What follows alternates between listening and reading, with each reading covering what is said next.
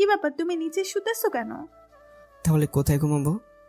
কেন, খাটে কি জায়গা নেই? না মানে মানে কি না মানে না মানে করছো? তাড়াতাড়ি খাটে শুয়ে পড়ো। কিছুটা রাগী গলায় বলল, না আপনি উপরে শুয়ে পড়ুন, আমি নিচে শুতে পারবো। ওই, তোকে বলছে না আমার কথার উপরে কোনো কথা বলবি না।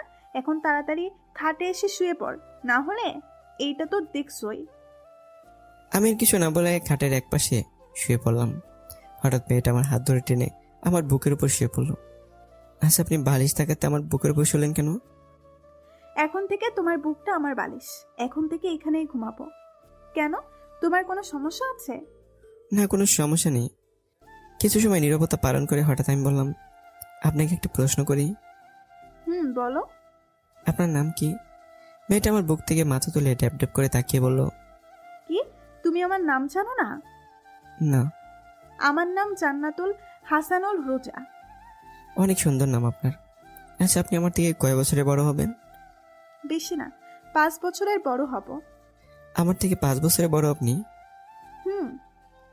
আচ্ছা, আপনি কি কখনো রিলেশন করেননি? না, ইসলাম ধর্মে বলা হয়েছে প্রত্যেক মেয়ের উচিত শুধু তার স্বামীকে ভালোবাসা, তাই আমি কোনো রিলেশনে জড়াইনি।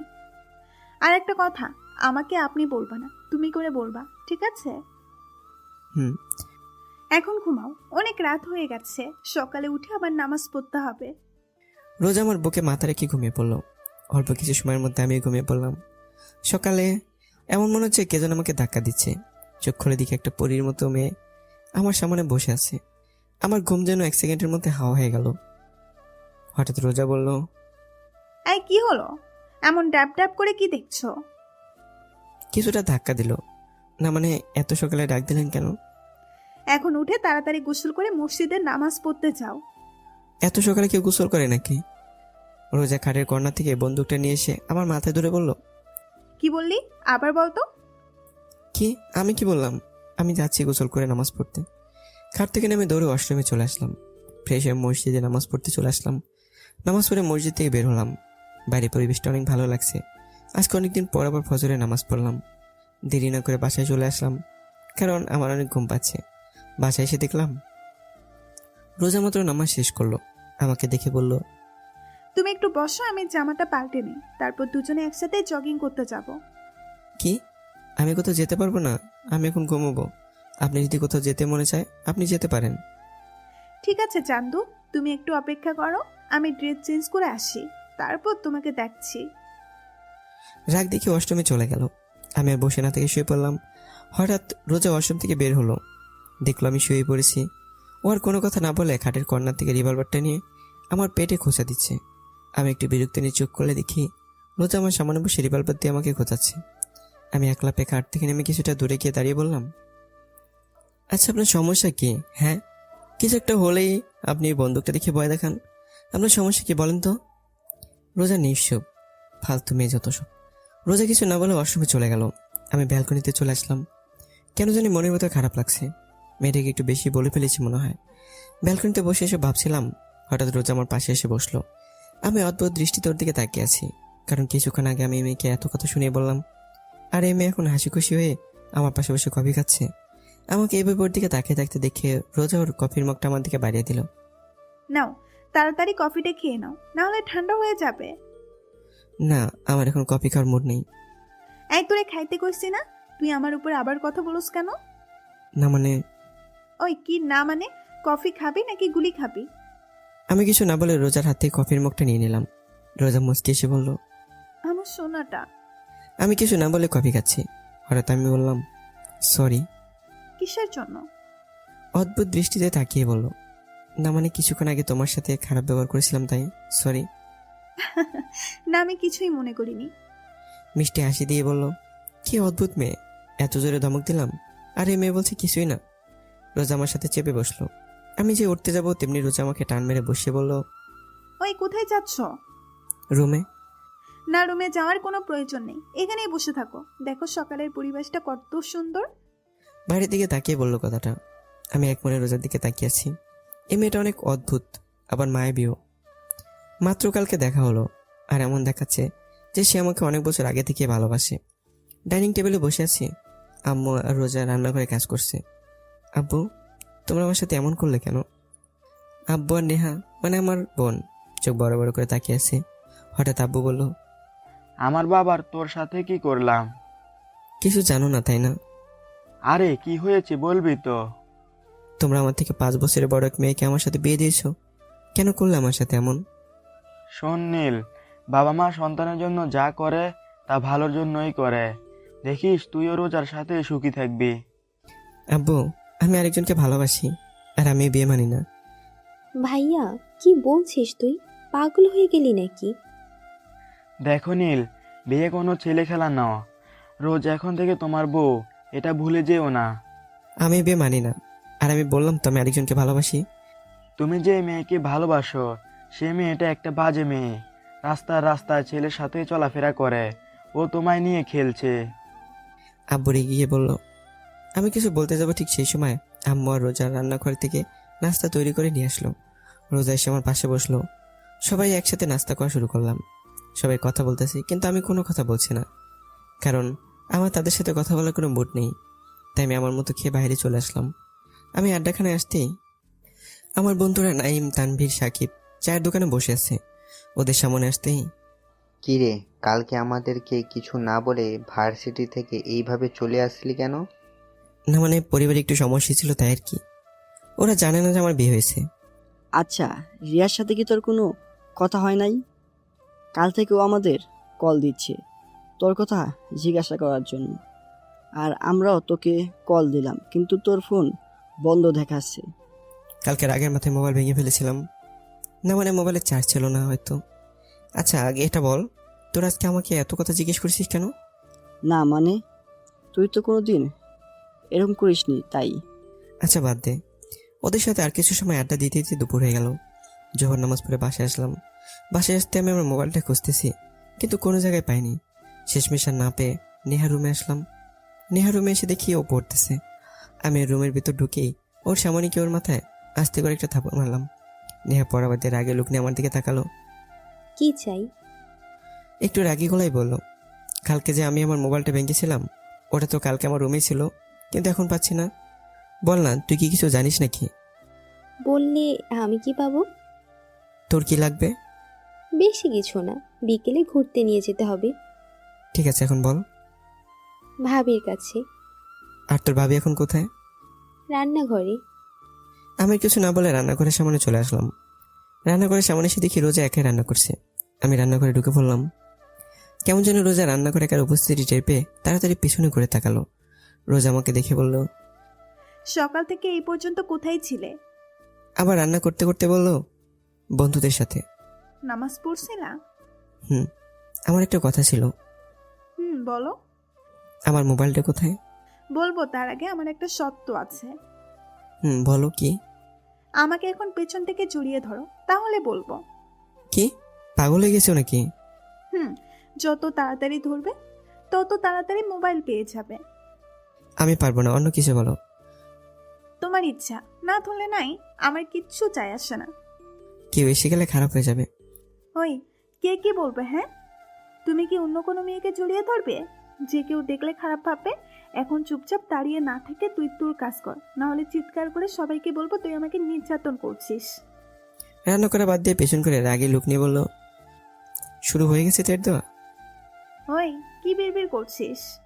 আবার পিছন করে ওর কাজ করতে করতে বলল, আমি কিছু না বলে রোজার পিছনে খেয়ে ওর 2 কাঁধে হাত দিয়ে রেখেছি।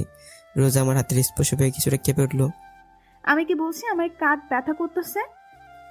হালকা কিছুটা রেগে বলল, না তো। তাহলে তুই আমার কাঁধে হাত রেখেছিস কেন? আমাকে জড়িয়ে ধর, না হলে। কি আর করার, শেষমেশ রোজাকে জড়িয়ে ধরতেই হলো। কিন্তু ওকে জড়িয়ে ধরতেই দুজনে কেঁপে উঠলাম। কেমন জানি এক অন্যরকম অনুভূতি। রোজার কাজ না করে চুপ করে দাঁড়িয়ে আছে চোখ বন্ধ করে। আমার মোবাইলটা কোথায়? ও, ওইটা? ওটা তো ভেঙে গিয়েছিল, তাই আমি ফেলে দিয়েছি। কি, তুমি আমার মোবাইল ফেলে দিয়েছো? ওটার মধ্যে আমার সিম কার্ড ছিল, আর তুমি সেটা ফেলে দিছো? আমি ওকে ছেড়ে দিয়ে বললাম। রোজা আমার ঘুরে বলল,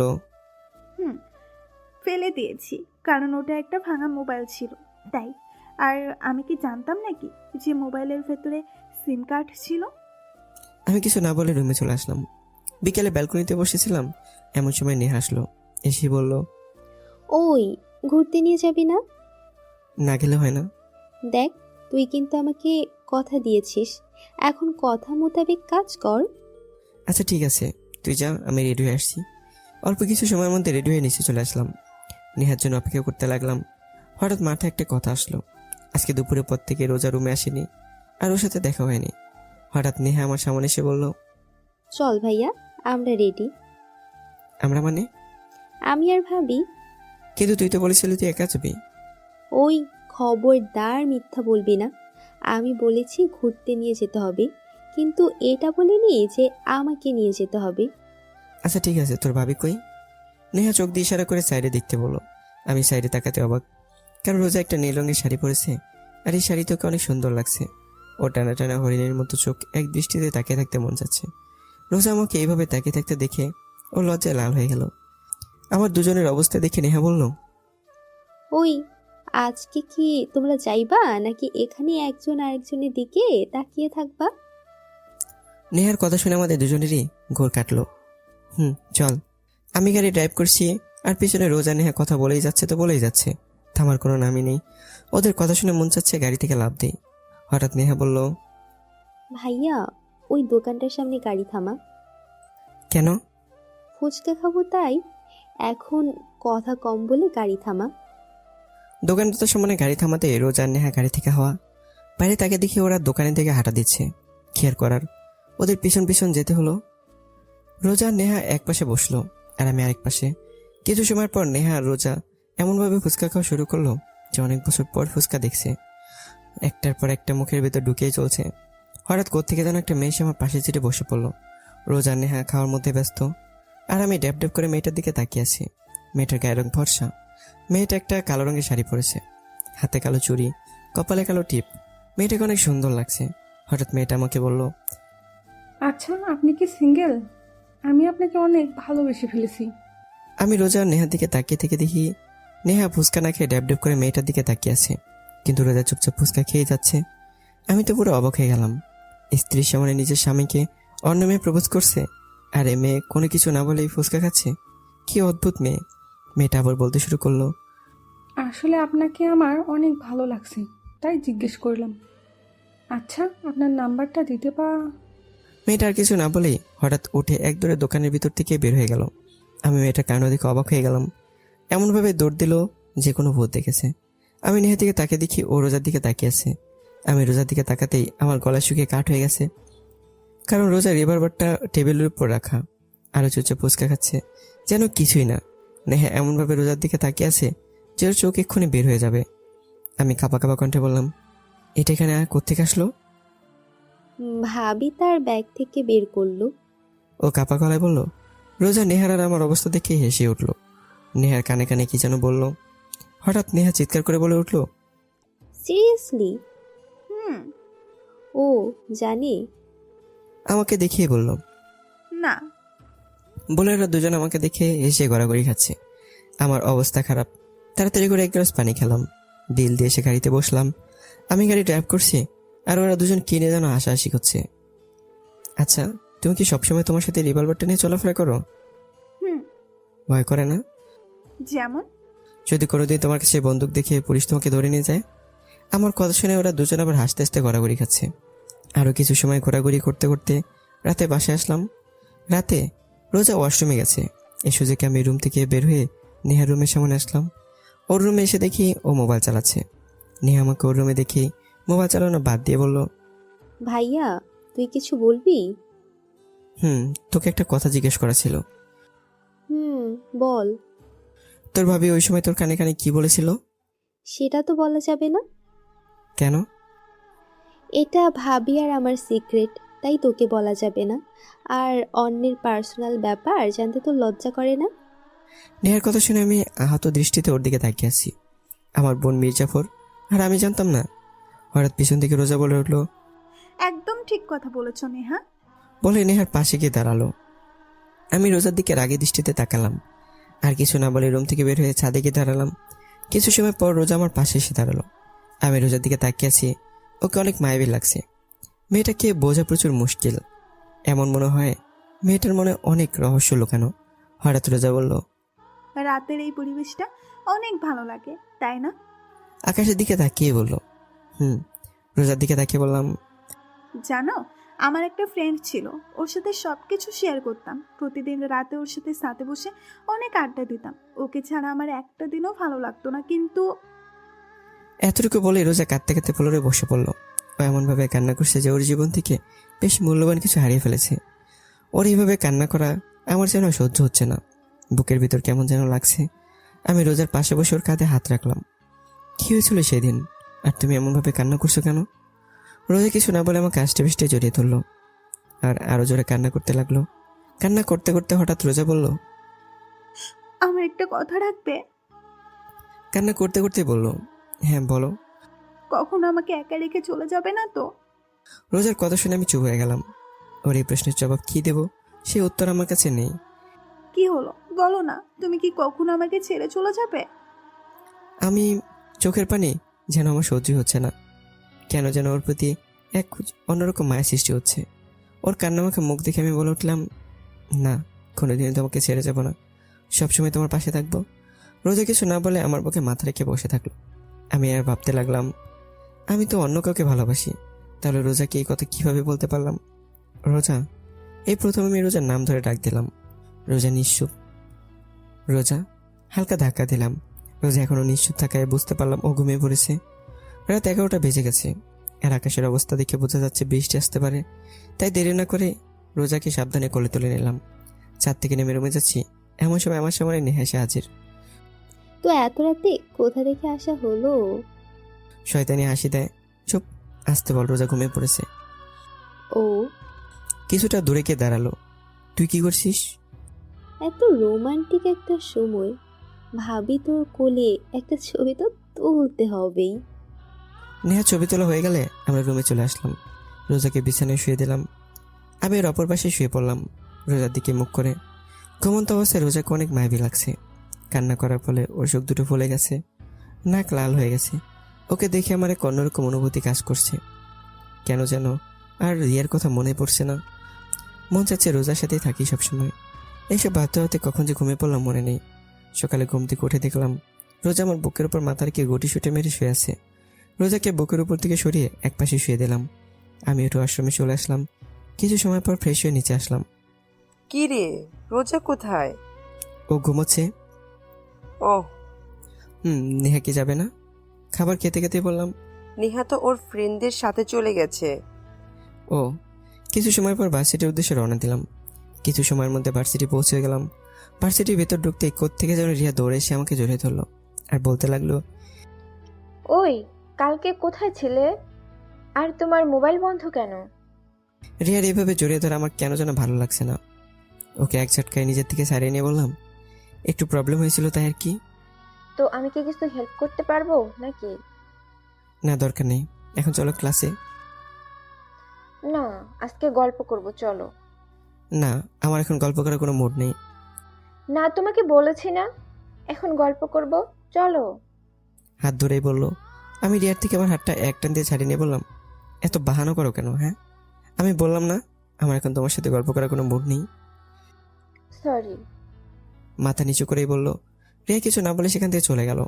আর আমি ভাবতে লাগলাম, আজ এই প্রথম আমি রিয়ার সাথে এমন ব্যবহার করলাম, কিন্তু কেন করলাম তা অজানা। অনেক সময় খোঁজার পর ক্যাম্পাসে এক কোনো আম গাছের নিচে বসে আছে। আমি রিয়ার সামনে গিয়ে দাঁড়ালাম। অনেকক্ষণ হয়ে গেল কিন্তু রিয়া এখন পর্যন্ত নিচের দিকে তাকিয়ে আছে। আমি আর না পেরে রিয়ার সামনে বসে পড়লাম। সরি। রিয়া নিশ্চুপ। সরি বললাম তো। আমার আপনার সরি লাগবে না, আপনি এখন আসতে পারেন। না, আমি এখন আমার জানের সাথে গল্প করব। দরকার নাই আপনার গল্প। আমি রিয়ার সাথে বসে রিয়ার মাথা ধরে আমার কাঁধে রাখলাম। রিয়া আমার কাঁধে মাথা রেখে চুপচাপ বসে আছে। এখন কি কোনো কথা না বলার প্রতিজ্ঞা করেছো? বলেই হাসতে লাগলো। ঠিক আছে, আমি কোনো কথা বলবো না। আমার সোনাটা কি রাগ করেছে? রিয়ার মুখের এই কথা শুনে আমার রোজার কথা মনে পড়ে গেল। এই মেয়ে এখন কি যেন করছে। হঠাৎ রিয়া হালকা ধাক্কা দিয়ে বলল, কি হলো, কি ভাবছো? আমার গালে চুমু দিয়ে বলল, না কিছু।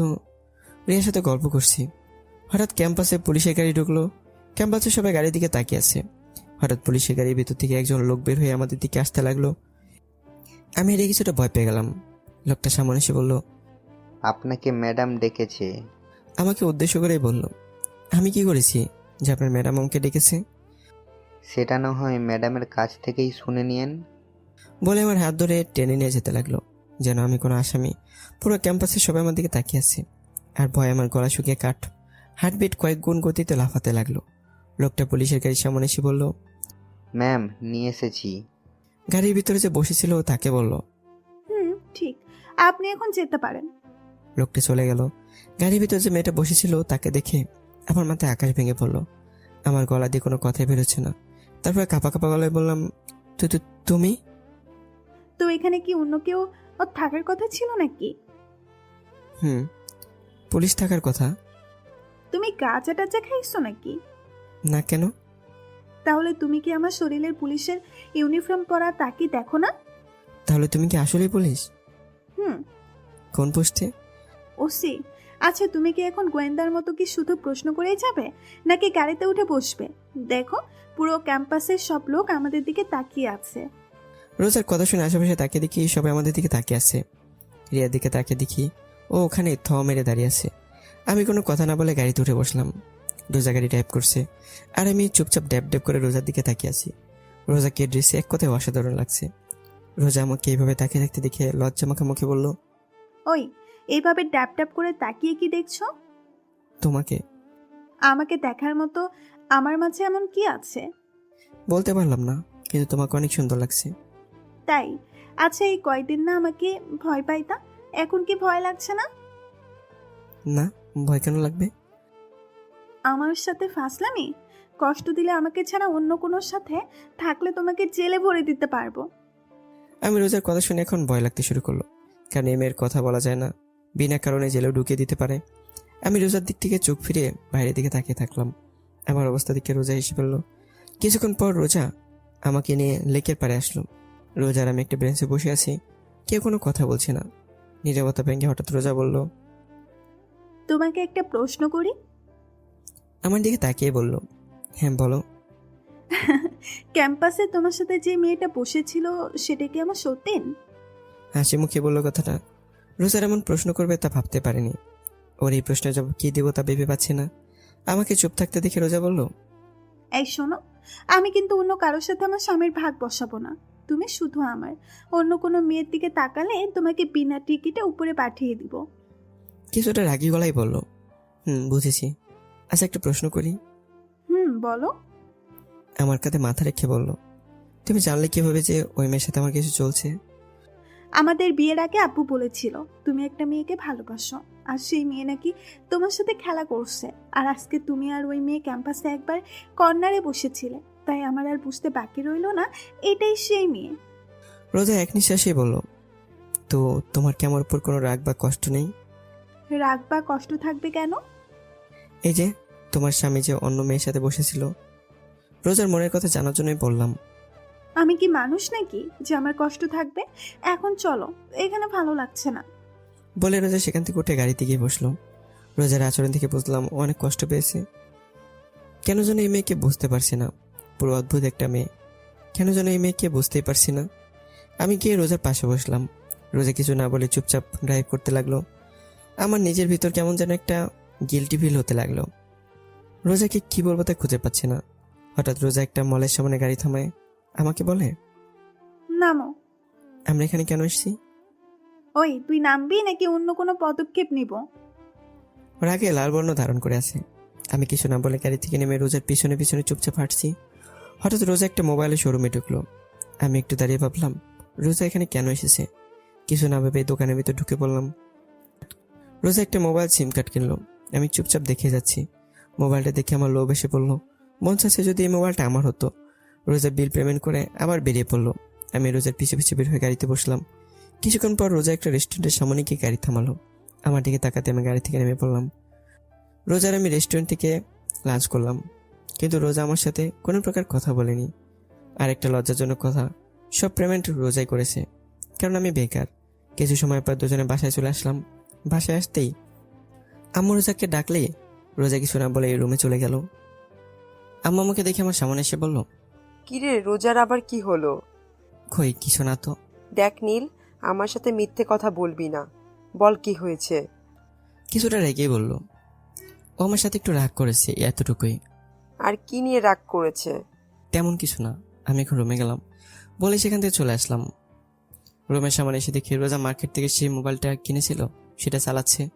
আমাকে দেখেও না দেখার ভান করে মোবাইল চালাতে লাগলো। আমি কিছু না বলে ওয়াশরুমে চলে গেলাম।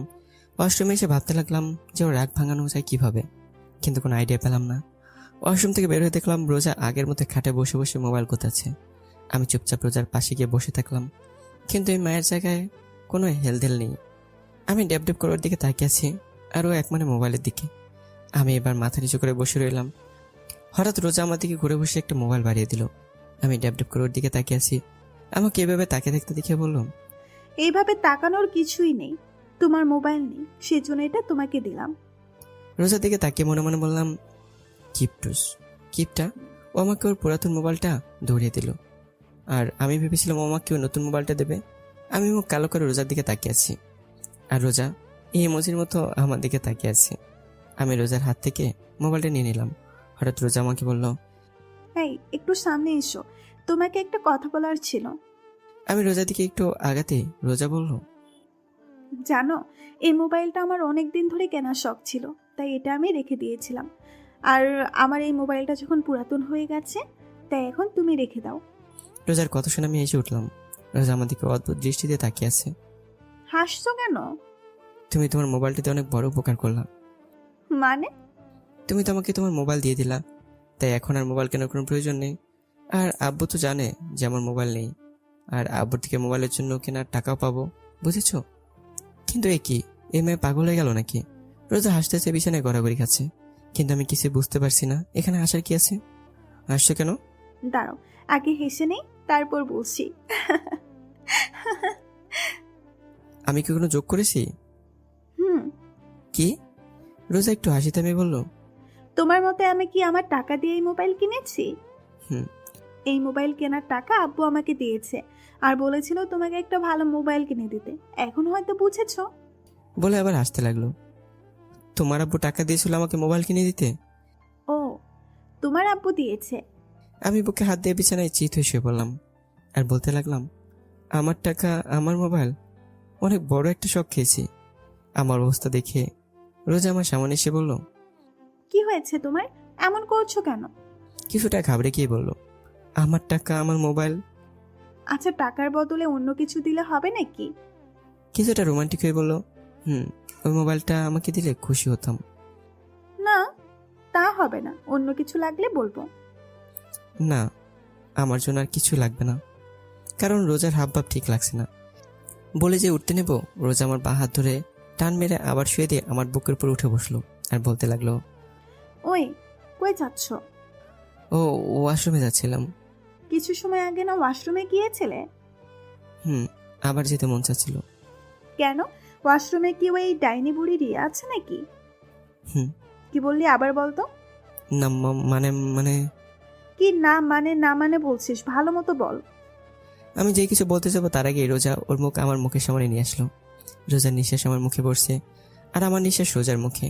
রোজা কিছুটা কেঁপে উঠলো, ও এক দৃষ্টিতে আমার চোখের দিকে তাকিয়ে আছে। আমি চোখ সরিয়ে নিলাম। যে রোজাকে সরাতে যাবো তার আগে রোজা আমার ঠোঁট ওর আয়ত্তে নিয়ে নিল। প্রায় 6 মিনিট পাগলের মতো কিস করার পর হঠাৎ আমার নিঃশ্বাস বন্ধ হয়ে যাচ্ছে, তাই রোজাকে ধাক্কা দিয়ে সরিয়ে ফেললাম। দুজনে হাঁপাতে লাগলাম। রোজা বলল, ওই, তুমি আমাকে সরালে কেন? এমন পাগলের মতো কেউ কাউকে কিস করে? আরেকটু হলে তো মরে গিয়েছিলাম। আমার স্বামীকে আমি মেরে ফেলবো, না হলে কিস করব, তাতে তোমার কি? আচ্ছা, তোমার কি লজ্জা করে না? কেন লজ্জা করবে? তোমার থেকে বয়সের ছোট ছেলেকে কিস করতে? আর এই বয়সে কম ছেলেটা আমার স্বামী, তাই আমার যা মন চাইবে আমি তাই করব। বলে রোজা চলে গেল, আর আমি ছাদে চলে আসলাম। ছাদে এক কর্নারে দাঁড়িয়ে ভাবতে লাগলাম, এমন মনে হচ্ছে রোজার জন্য আমার মনে ভালোবাসা জন্ম নিয়েছে। ওর এই পাগলামিগুলো কেন যেন ভালো লাগছে। তাহলে কি আমি রোজাকে ভালোবেসে ফেলেছি? কিন্তু আমি তো রিয়াকে ভালোবাসি। রাতে সবার সাথে খাওয়া দাওয়া করে রুমে এসে খাটে বসে রোজার তো মোবাইলটা হাতে নিয়ে দেখতে লাগলাম, আর ভাবছি মোবাইলটা চালু করবো নাকি। বেশি কিছু না ভেবে মোবাইলটা অন করলাম। মোবাইলে ওয়ালপেপার দেখে আমি একটু অবাক হলাম, কারণ সেদিন রাতে নেহা আমার আর রোজার যে ছবিটা তুলেছিল সেটা দিয়ে রেখেছে। তার মানে সে রাতের ঘটনা রোজা নেহার থেকে শুনেছে। ওসব ভাবছি, হঠাৎ রোজা রুমে ঢুকলো। কিছু না বলে রুমের দরজা লাগিয়ে আমার সামনে এসে বলল, আমি এখন ঘুমাবো। তো ঘুমিয়ে যাও, আমি কি তোমাকে ধরে রেখেছি নাকি? তুমি কি ঘুমাবে না? হুম। তাহলে ঘুমাও, এত রাতে ফোন চালাচ্ছ কেন? তুমি ঘুমিয়ে পড়ো, আমি একটু পর ঘুমাবো। বুঝেছি, ভালোভাবে বললে হবে না। বলে রোজা খাটের উপর উঠে আমার হাত থেকে মোবাইলটা নিয়ে নিল। আমি শুধু নির্বাক দর্শক হিসেবে তাকিয়ে আছি। মোবাইলটা সাইডে রেখে আমার হাত টান মেরে শুয়ে দিল। ও আমার বুকের উপর শুয়ে পড়ল। আমি এখনো নির্বাক দর্শক হিসেবে তাকিয়ে আছি। এটা কি হলো? কোথায় আবার কি হলো? তুমি আমার উপর কেন শুয়েছো? বিছানায় তো বালিশ আছে, ওখানে শো। আমার বালিশ শুধু তুমি? হ্যাঁ। নয় হ্যাঁ। এখন কথা কম বলে শুয়ে পড়ো, অনেক রাত হয়ে গিয়েছে। আমি আর কিছু বললাম না, কারণ এই মেয়ের সাথে কথায় পেরে ওঠা সম্ভব না। কিছুক্ষণের মধ্যে আমরা ঘুমিয়ে পড়লাম। সকালে ঘুম থেকে উঠে দেখলাম রোজা প্রতিদিনের মধ্যে আমার বুকের উপর মাথা রেখে শুয়ে আছে। আজকে কেন জানি এইভাবে থাকা আমার ভালো লাগছে। আমার ডান হাতটা দিয়ে ওর মুখের উপর আসা চুলগুলো ওর কানের পিছনে গুঁজে দিলাম। ও কিছুটা নেড়ে চেড়ে উঠলো। কিছুক্ষণ এক দৃষ্টিতে ওর দিকে তাকিয়ে থাকলাম। ওকে অনেক রূপবতী লাগছে। রোজাকে সাবধানে বুকের উপর থেকে উঠে সাইডে শুয়ে দিলাম। আমি ওটা ফ্রেশ হয়ে নাস্তা করে ভার্সিটির উদ্দেশ্যে বেরিয়ে পড়লাম। রিয়াকে কি বলবো তা ভাবতে ভাবতে ভার্সিটির সামনে চলে আসলাম। ভার্সিটির সামনে আসতে দেখলাম রিয়া গেটের সামনে দাঁড়িয়ে আছে। ওকে দেখে বোঝা যাচ্ছে ও কারোর জন্য অপেক্ষা করছে। হঠাৎ রিয়া আমাকে দেখে আমার সামনে দৌড়ে আসলো আর এসে বলতে লাগলো, তুমি ঠিক আছো তো? কান্না করে কণ্ঠে বলল, কি হয়েছে তোমার, আর এমন দেখাচ্ছে কেন তোমাকে? কালকে ওই পুলিশ তোমাকে ধরে নিয়ে গেল, সেটা নিয়ে আমি অনেক টেনশনে ছিলাম। ও, ওটা আমার এক পরিচিত কাজিন ছিল। ও, আমি তো ভয় পেয়ে গিয়েছিলাম। আচ্ছা এটা বলো, এখানে কার জন্য অপেক্ষা করছিলা? তোমার জন্য অপেক্ষা করছিলাম। কেন? আজকে সারাদিন তোমাকে নিয়ে ঘুরবো। তাই? হুম। তো কোথায় যাবে এখন? লেকের পাড়ে যাব, চলো। ঠিক আছে চলো। আমি আর রিক্সায় উঠলাম। রিক্সা চলছে তার আপন গতিতে। রিয়া আমার এক হাত চাপটে ধরে বসে আছে। ওর এইভাবে আমার হাত ধরে থাকা কেন জানি ভালো লাগছে না। কিছু সময়ের মধ্যে লেকের পাড়ে এসে পড়লাম। রিক্সা ভাড়া মিটিয়ে আমি আর রিয়া পাশাপাশি হাঁটছি। হঠাৎ রিয়া বলল, চলো এখানে বসি। ঘাসের দিকে তাকিয়ে বলল, ঠিক আছে। এর আর আমি পাশাপাশি বসলাম। অনেক সময় হয়ে গেছে কিন্তু দুজনে চুপচাপ বসে আছি। কিছু সময় পর হঠাৎ রিয়া বলল, একটা কথা জিজ্ঞেস করার ছিল। সামনের দিকে তাকিয়ে বলল, বলো, কি জিজ্ঞাসা করতে চাও? সত্য কথা বলবে তো? হ্যাঁ বলো, কি এমন কথা? তুমি কি আমার থেকে কিছু লুকাচ্ছ? আমি রিয়ার কথার উত্তর দেব কি সেটা ভাবছি। ওকে কি সত্যিটা বলে দেব নাকি? আমাকে চুপ থাকতে দেখে রিয়া বলল, কি হলো, কি ভাবছো? না কিছু না। তুমি কি বলছিলে? আমি বলছিলাম যে তুমি কি আমার থেকে কিছু লুকাচ্ছ? না মানে আমি আবার তোমার থেকে কি লুকাবো? না মানে তুমি কিছুটা বদলে গিয়েছো, আগের মতো আর নেই। আমি আগের মতোই আছি। আচ্ছা বাদ দাও এই টপিক। দুজনে আবার চুপ হয়ে গেলাম। কেউ কারোর সাথে কথা বলছি না। আবার কিছু সময় পার হয়ে গেল। হঠাৎ আমার মোবাইলে কল আসলো। মোবাইলের স্ক্রিনে তাকিয়ে দেখি অন্য নাম্বার থেকে কল আসছে। আমি তো এই সিম কার্ডের নাম্বার কাউকে দিইনি, তাহলে কে কল দিল? এসব ভাবতে ভাবতে কলটা কেটে গেল। এটা দেখে রিয়া বলল, কি ব্যাপার, কলটা ধরলে না কেন? আমি কিছু বলতে যাবো তার আগে আবার কল আসলো, সে একই নাম্বার থেকে। রিয়া থেকে কিছুটা দূরে গিয়ে কলটা রিসিভ করলাম। রিসিভ করতে, ওই কই তুমি?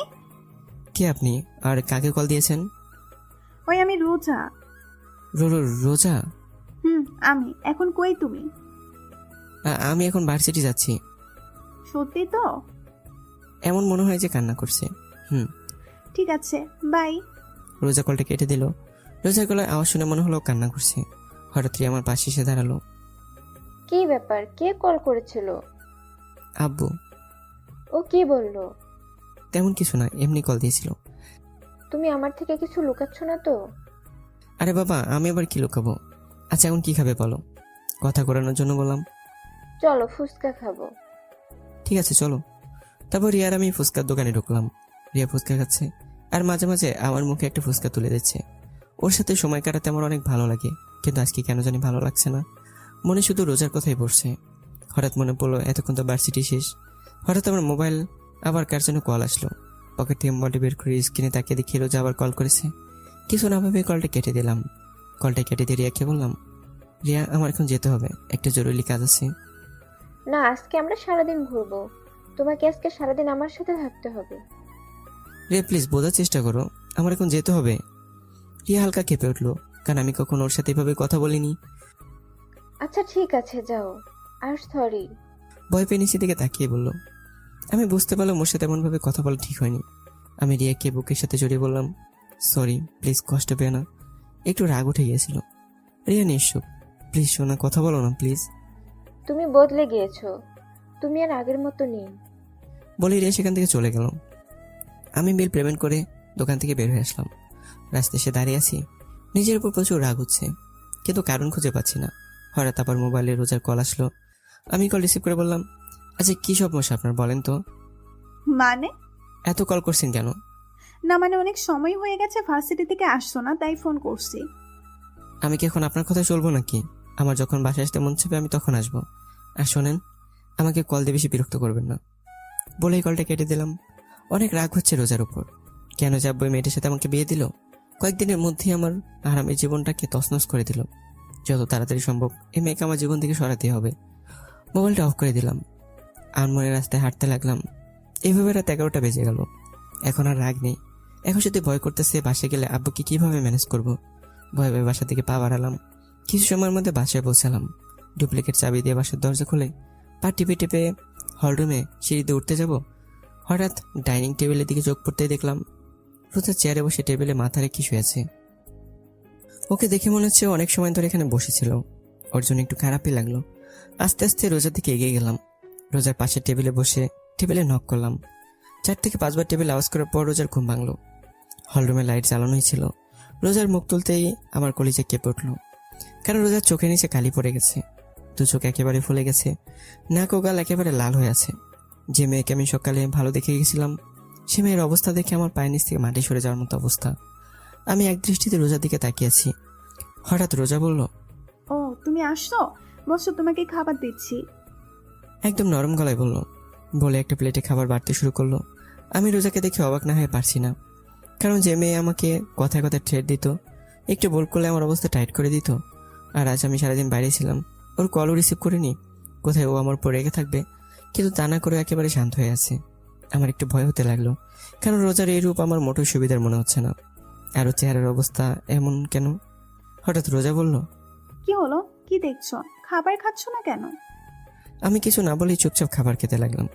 কি বলবো কি সেটাই ভেবে পাচ্ছি না, কারণ আজকে সকালে ওর সাথে যেভাবে কথা বলেছি তা ভেবে বুঝতে পারছি না কিভাবে শুরু করব। হঠাৎ আমি নিচের দিকে তাকিয়ে বলতে লাগলাম, সরি, আসলে আজকে তুমি যখন কল দিয়েছিলে তখন আমার মুড একটু খারাপ ছিল, আর সেই সময় তুমি কল দিয়েছিলে তাই তোমাকে একটু বেশি বকে দিয়েছিলাম। প্লিজ আমাকে মাফ করে দাও। আমি আসলে আমি কথাগুলো বলতে বলতে রোজার দিকে তাকাতে দেখি ও আমার টেবিলের উপর মাথা রেখে ঘুমিয়ে গেছে। আমি টেবিল থেকে উঠে হাত ধুয়ে আসলাম। রোজার সামনে এসে দাঁড়িয়ে রইলাম। এই মেয়েটা এমন অদ্ভুত কেন, যে কোনো জায়গায় ঘুমিয়ে পড়ে, এখন আবার ওকে কোলে করে রুমে নিয়ে যেতে হবে। মুচকি সে যেই রোজার শরীরে হাত দিলাম, তখন আমি 2 কদম পিছিয়ে চলে গেলাম, কারণ রোজার শরীর জ্বরে পুড়ে যাচ্ছে। আমি অনেক ঘাবড়ে গেলাম। এখন কি করবো কিছু মাথায় আসছে না। আমি তাড়াতাড়ি করে রোজার কাছে গিয়ে ওকে কোলে তুলে নিলাম। রোজাকে কোলে নিয়ে রুমে চলে আসলাম। রোজাকে বিছানায় শুয়ে দিয়ে দৌড়ে গিয়ে ওয়াশরুমে চলে গেলাম। 1 বালতি পানি আর কাপড় নিয়ে এসে রোজার মাথায় পটি দিতে লাগলাম। হঠাৎ খেয়াল করলাম রোজা কাঁপছে। বিছানার সাইড থেকে কম্বলটা নিয়ে রোজার গায়ে জড়িয়ে দিলাম। রোজা কম্বলটাকে আষ্টে বৃষ্টি জড়িয়ে ধরলো, আর আমি ওর মাথার পাশে বসেই পটি দিতে লাগলাম। আর ভাবতে লাগলাম যে রোজার আজ কি অবস্থা, তার একমাত্র দায়ী আমি। আমার জন্য হয়তো এমন হয়েছে। আজকে ওকে শুধু শুধু এতগুলো কথা শুনিয়েছিলাম। সারাটা দিন মেয়েটা কতবার কল দিয়েছিল, কিন্তু একটাবারও ওর কল রিসিভ করেনি। কত যেন কষ্ট পেয়েছে। আর গাধার মতো এসে আমি একে শুয়ে খেতে বসে গেলাম। একটাবারে জিজ্ঞেস করলাম না তুমি খেয়েছো কিনা। নিজের উপর অনেক রাগ হতে লাগলো। হঠাৎ এমন মনে হলো আমার গাল বেয়ে পানি গড়িয়ে পড়ছে। এক হাত দিয়ে চেহারায় হাত দিয়ে দেখি আমার চোখে পানি। আমার চোখের পানিটা মায়া নাকি কষ্টের সেটা অজানা। আমি শেষবার কবে কেঁদেছিলাম সেটা আমার মনে নেই। কেন যেন মেয়েটাকে এত কষ্ট দিতে গেলাম। রোজা চেহারার দিকে তাকাতেই কেন জানি আমার অনেক কষ্ট হচ্ছে। এইভাবে সারা রাত রোজার মাথায় পানি ঢালতে ঢালতে সকাল হয়ে গেল। সকাল 6টায় এখন রোজার শরীরে জ্বর কিছুটা কমে এসেছে। হঠাৎ আমি রোজার জামার দিকে খেয়াল করে দেখলাম পানি ঢালতে ঢালতে ওর জামা বেশ খানিকটা ভিজে গেছে। এখন হলো আরেক ঝামেলা, রোজার জামা চেঞ্জ করা যায় কিভাবে। কিছু সময় ভেবে আমি রুম থেকে বের হয়ে নেহার রুমের সামনে আসলাম। নেহার রুমের সামনে এসে বেশ খানিকটা সময় ধরে নেহাকে ঢাকার পর নেহা দরজা খুলতে বলল, কি হয়েছে, সমস্যা কি? আপনি এত সকালে আমাকে ডাকছেন কেন? নেহা আমার সাথে এটুকু বলে চুপ হয়ে গেলাম, কারণ আমার বোন আমাকে আপনি করে বলছে। কি হলো বোন, তুই আমাকে আপনি করে বলছিস কেন? নেহা এক ঝটকে হাতটা সরিয়ে নিয়ে আমার থেকে 2 কদম পিছিয়ে বলতে লাগলো, আমার ইচ্ছে আমি কাকে কি বলে ডাকবো। আর আপনি আমার ভাই না, আর আমি আপনার কোনো বোন না। কিছুটা রেগে গিয়ে বলল। আমি অবাকের উপর অবাক হচ্ছি, কারণ কি এমন হয়েছে যার কারণে নেহা আমার সাথে এমন ব্যবহার করছে। কেন জানি ওর কথাগুলোয় আমার ভিতরে একটা ব্যথা অনুভব হতে লাগলো। হঠাৎ নেহা আমার মুখের সামনে চুটকি বাজিয়ে বলল, কি হলো, আপনি কেন এসেছেন এখানে? রোজার আর বলতে দিল না। তার আগে নেহা বলল, কি হয়েছে ভাবি? কি বলেন, কি হয়েছে ভাবি? কিছুটা ঘাবড়ে গিয়ে বলল। আমি কিছু বলার আগে নেহা আমাকে পাশ কেটে আমার রুমের দিকে দৌড় দিল। আমি দাঁড়ানো থেকে নেহার পিছন পিছন গেলাম। নেহা রুমের ভিতরে ঢুকে রোজার অবস্থা দেখে আমার দিকে রাগী দৃষ্টিতে তাকালো। ও এমনভাবে আমার দিকে তাকালো যে আমি কোনো জেলের আসামি। নেহা আমার সামনে এসে বলল, কি করেছেন আপনি ভাবির সাথে? প্রচুর রেগে গিয়ে বলল, রাতে আমি আর রোজা খাবার টেবিলে বসেছিলাম। আমি খাবার খাচ্ছি, হঠাৎ দেখে রোজা কিছুটা কাঁপছে, কিন্তু আমি ভেবেছিলাম হয়তো এমনি। তারপর হাত ধুয়ে যখন ওর গায়ে হাত দিলাম, কিন্তু ও উঠলো না। ও শরীরে হাত দিয়ে দেখি ওর শরীরে প্রচুর জ্বর এসছে।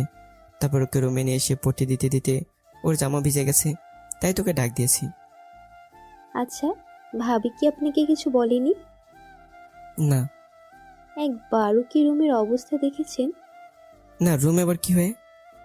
এতটুকু বলে রুমের দিকে তাকাতে দেখলাম আমার রুমটা এমন দেখাচ্ছে যে রুমের ভেতর কোনো বড় সড়ো টর্নেডো এসেছিল। রুমের প্রত্যেকটা জিনিস ভেঙে ফেলেছে, এমনকি খাটের উপর দেয়ালে আমার বড় একটা ছবি ঝুলানো ছিল, সেটাও ভেঙে ফেলেছে। আমি নেহার দিকে তাকাতে নেহা বলল, এগুলো সব আপনার জন্যই হয়েছে। আমি যে কিছু বলতে যাব তার আগে নেহা আমাকে ধাক্কা দিয়ে রুম থেকে বের করে দিল।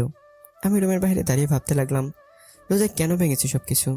ওর কলনা ধরে কি ও রেগে গিয়ে এগুলো করেছে, নাকি অন্য কোনো কারণে? এভাবে কিছু সময় যাওয়ার পর নেহা রুমের দরজা খুললো। আমি রুমের বাইরে দাঁড়িয়েছিলাম। নেহা আমার সামনে এসে বলল, ভাইয়া, কালকে যদি তুই ভাবির সাথে মিথ্যা কথা না বলতি না, তাহলে আজ কেমন হতো না। কালকে দুপুর থেকে ভাবি কিচ্ছু না খেয়ে বসেছিল তোর জন্য। আর তুই তুই বদলে গিয়েছিস ভাই। বলে নেহা চলে গেল। আমি চুপচাপ দাঁড়িয়ে থাকলাম, আর মাথায় শুধু একটা কথাই আসছে, তাহলে কি রোজা জানতো যে আমি ভার্সিটি না গিয়ে রিয়ার সাথে ঘুরতে গিয়েছিলাম, আর কাল থেকে কিছু না খেয়ে বসেছিল? আর আমি নিজের প্রতি নিজেরই খুব রাগ হতে লাগলো। কিন্তু এত কিছু হয়ে যাওয়ার পরও রোজা আমার সাথে রাগে কথা বললো না কেন? আমি রুমের ভিতর আসতে দেখলাম রোজা ঘুমিয়ে আছে। ওর চেহারা একেবারে শুকিয়ে গেছে, চোখের নিচে কালি জমে গেছে। আমি গিয়ে রোজার পাশে বসলাম আর এক দৃষ্টিতে ওর চেহারার দিকে তাকিয়ে রইলাম। সকাল 8টার দিকে রোজার ঘুম ভাঙলো। ও চেয়ে দেখে আমি ওর দিকে এক দৃষ্টিতে তাকিয়ে আছি। রোজা কিছু না বলে চুপচাপ আমার চোখের দিকে তাকিয়ে আছে। হঠাৎ রোজা বলল, কি হয়েছে, আপনি কাঁদছেন কেন? কেন যেন ও রোজারই আপনি বলার মধ্যে কোনো কষ্ট লাগলো না। এমন মনে হচ্ছে আমি আপনি করে বলারই প্রাপ্য। আমি কিছু না ভেবে রোজাকে 2 হাত দিয়ে আমার বুকের সাথে চেপে ধরলাম। আমি আজ প্রথমবার রোজাকে নিজের ইচ্ছে বুকের সাথে জড়িয়ে ধরলাম। রোজা একবারে চুপে আছে, কিছুই বলছে না, এমনিও কোনো নড়াচড়াও করছে না। ওর এইভাবে চুপ করে থাকাটা আমি মেনে নিতে পারছি না। প্লিজ আমাকে মাফ করে দাও। আমি কালকে তোমার সাথে মিথ্যে কথা বলতে চাইনি। ভয় ছিলাম যদি তোমাকে সত্যিটা বলে দেই তুমি যদি রাগ করতে, তাই। কিন্তু এখন মনে হচ্ছে তোমাকে সত্যি কথা বলে দেওয়া উচিত ছিল। প্লিজ আমাকে মাফ করে দাও কালকে তোমার সাথে বাজে ব্যবহার করার জন্য। তোমাকে একটা কথা বলবো, তার সত্যি সত্যি উত্তর দিবে। আমার থেকে নিজেকে ছাড়িয়ে নিয়ে বললো, বলো, কি জানতে চাও তুমি? তুমি কি রিয়াকে সত্যিই ভালোবাসো? ও চোখে পানি স্পষ্ট দেখা যাচ্ছে। বলতে এমন মনে হলো নিজে থেকে খুব কাছে কিছু একটা সরে যাচ্ছে। এমন মনে হচ্ছে আমি খুব বড় একটা ভুল করেছি। আর আমাকে, আমার জন্য কি তোমার মনে কোনো ভালোবাসা নেই? আমি কি আমার জন্য তোমার মনে একটু ভালোবাসা জানাতে পারিনি? কথাগুলো বলতে গিয়ে কান্না করে দিল। রোজার প্রশ্নের উত্তর আমার অজানা। আমি জানি না আমি রোজাকে ভালোবাসি কি ভালোবাসি না, কিন্তু ওকে ছাড়া কেন জানি আমার সময়ই কাটে না। ওর সাথে কথা না বললে আমার মনে কেন জানি শান্তি লাগে না। কেন যেন ওর পাগলামিগুলো আমার ভালো লাগতে শুরু করেছে। তাহলে কি আমি ওকে ভালোবেসে ফেলেছি? কিন্তু আমি তো ভালোবাসি রিয়াকে। আমাকে চুপ থাকতে দেখে রোজা বলল, কি হলো বলো, তুমি কি আমাকে একটুও ভালোবাসো না? করুণ দৃষ্টিতে তাকিয়ে বলল, জানি না। জানো, আমি কখনো কোনোদিন কোনো রিলেশনে জড়াইনি। আমার শুধু একটাই চাওয়া ছিল, আর তা হলো বিয়ের পরে নিজের স্বামীকে ভালোবাসবো, স্বামীর সাথে চুটিয়ে প্রেম করব। জানো, যখন কলেজে পড়তাম তখন আমার বান্ধবীরা প্রত্যেক দিন ওদের বয়ফ্রেন্ডদের সাথে ঘুরতে যেত। ওরা আমাকে প্রতিদিন বলতো যেন আমি কোনো ছেলের সাথে রিলেশন করি, কিন্তু আমি করতাম না, কারণ ছোট থাকতে আম্মু শিখিয়েছিল ইসলাম ধর্মে রিলেশন করা হারাম। তাই আমি ওদের বলতাম আমিও একদিন করবো আমার স্বামীর সাথে। জানো, আমি চাইলে আমার থেকে বড় আর না হলে আমার সমবয়সী কাউকে বিয়ে করতে পারতাম, কিন্তু আমি আমার থেকে বয়সে ছোট ছেলেকে বিয়ে করার কারণ হচ্ছে তুমি যেন সবসময় আমার কথা শোনো। আমি তোমাকে সবসময় শাসনের উপরে রাখি, কারণ তুমি যেন আমার ভয়ে কোনো মেয়ের দিকে না তাকাও, কারণ আমি চাইতাম যে আমার স্বামী আমাকে রেখে অন্য মেয়েকে ভালোবাসুক। কিন্তু আমি ভুল ছিলাম, আমার সব কিছু ভুল ছিল। আমি চুপচাপ চেয়ে আছি রোজার দিকে, কোনো ভাষায় খুঁজে পাচ্ছি না কি বলবো। ওর তো এখানে কোনো দোষ নেই, সব দোষ তো আমিই করেছি। আমার জন্য শুধু শুধু ও কষ্ট পাচ্ছে। চিন্তা করো না, খুব তাড়াতাড়ি তোমাকে আজাদ করে দিব। তারপর তুমি আর রিয়া আরামে থাকতে পারবে। আমার জন্য তোমাদের কারোরই আর কোনো সমস্যা হবে না। একটা শুকনো হাসি দিয়ে বলল। আমি চুপচাপ মাথা নিচু করে খাট থেকে নেমে রুম থেকে বেরোতে যাব, হঠাৎ রোজা পেছন থেকে বলে উঠলো। শোনো, আমি পেছনে ফিরে নিচে তাকিয়ে আছি। Sorry and thank you. কেন? সেটা না হয় রহস্যই থাক। আমি রুম থেকে বের হয়ে আসলাম। কেন জানি মাথাটা প্রচন্ড ব্যথা করছে, এমন মনে হচ্ছে এক্ষুনি মাথাটা ফেটেই যাবে। রোজার বলা কথাগুলো বারবার কানের কাছে বেজেই চলেছে। হঠাৎ দেখলাম নেহা খাবার নিয়ে এখানে আসছে। আমার সামনে সে খাবার প্লেটটা এগিয়ে দিল আর বলল, ভাইয়া এটা ধর। খাবারের প্লেটটা দেখিয়ে বলল, কেন? ধরবা নাকি? আমি খাবারের প্লেটটা নেহার হাত থেকে নিতেই ও আমাকে জোরে ধরে কান্না করে দিল। আমি একটু অবাক হলাম, কারণ কিছু সময় আগে ও আমার সাথে কথা বললো যেন আমি অপরিচিত কেউ, এখন আবার জোরে ধরে কান্না করছে। বুঝলাম না, সব মাথার উপর দিয়ে বাউন্সার যাইতেছে। তোর আবার কি হলো? এমন মরা কান্না করছিস কেন?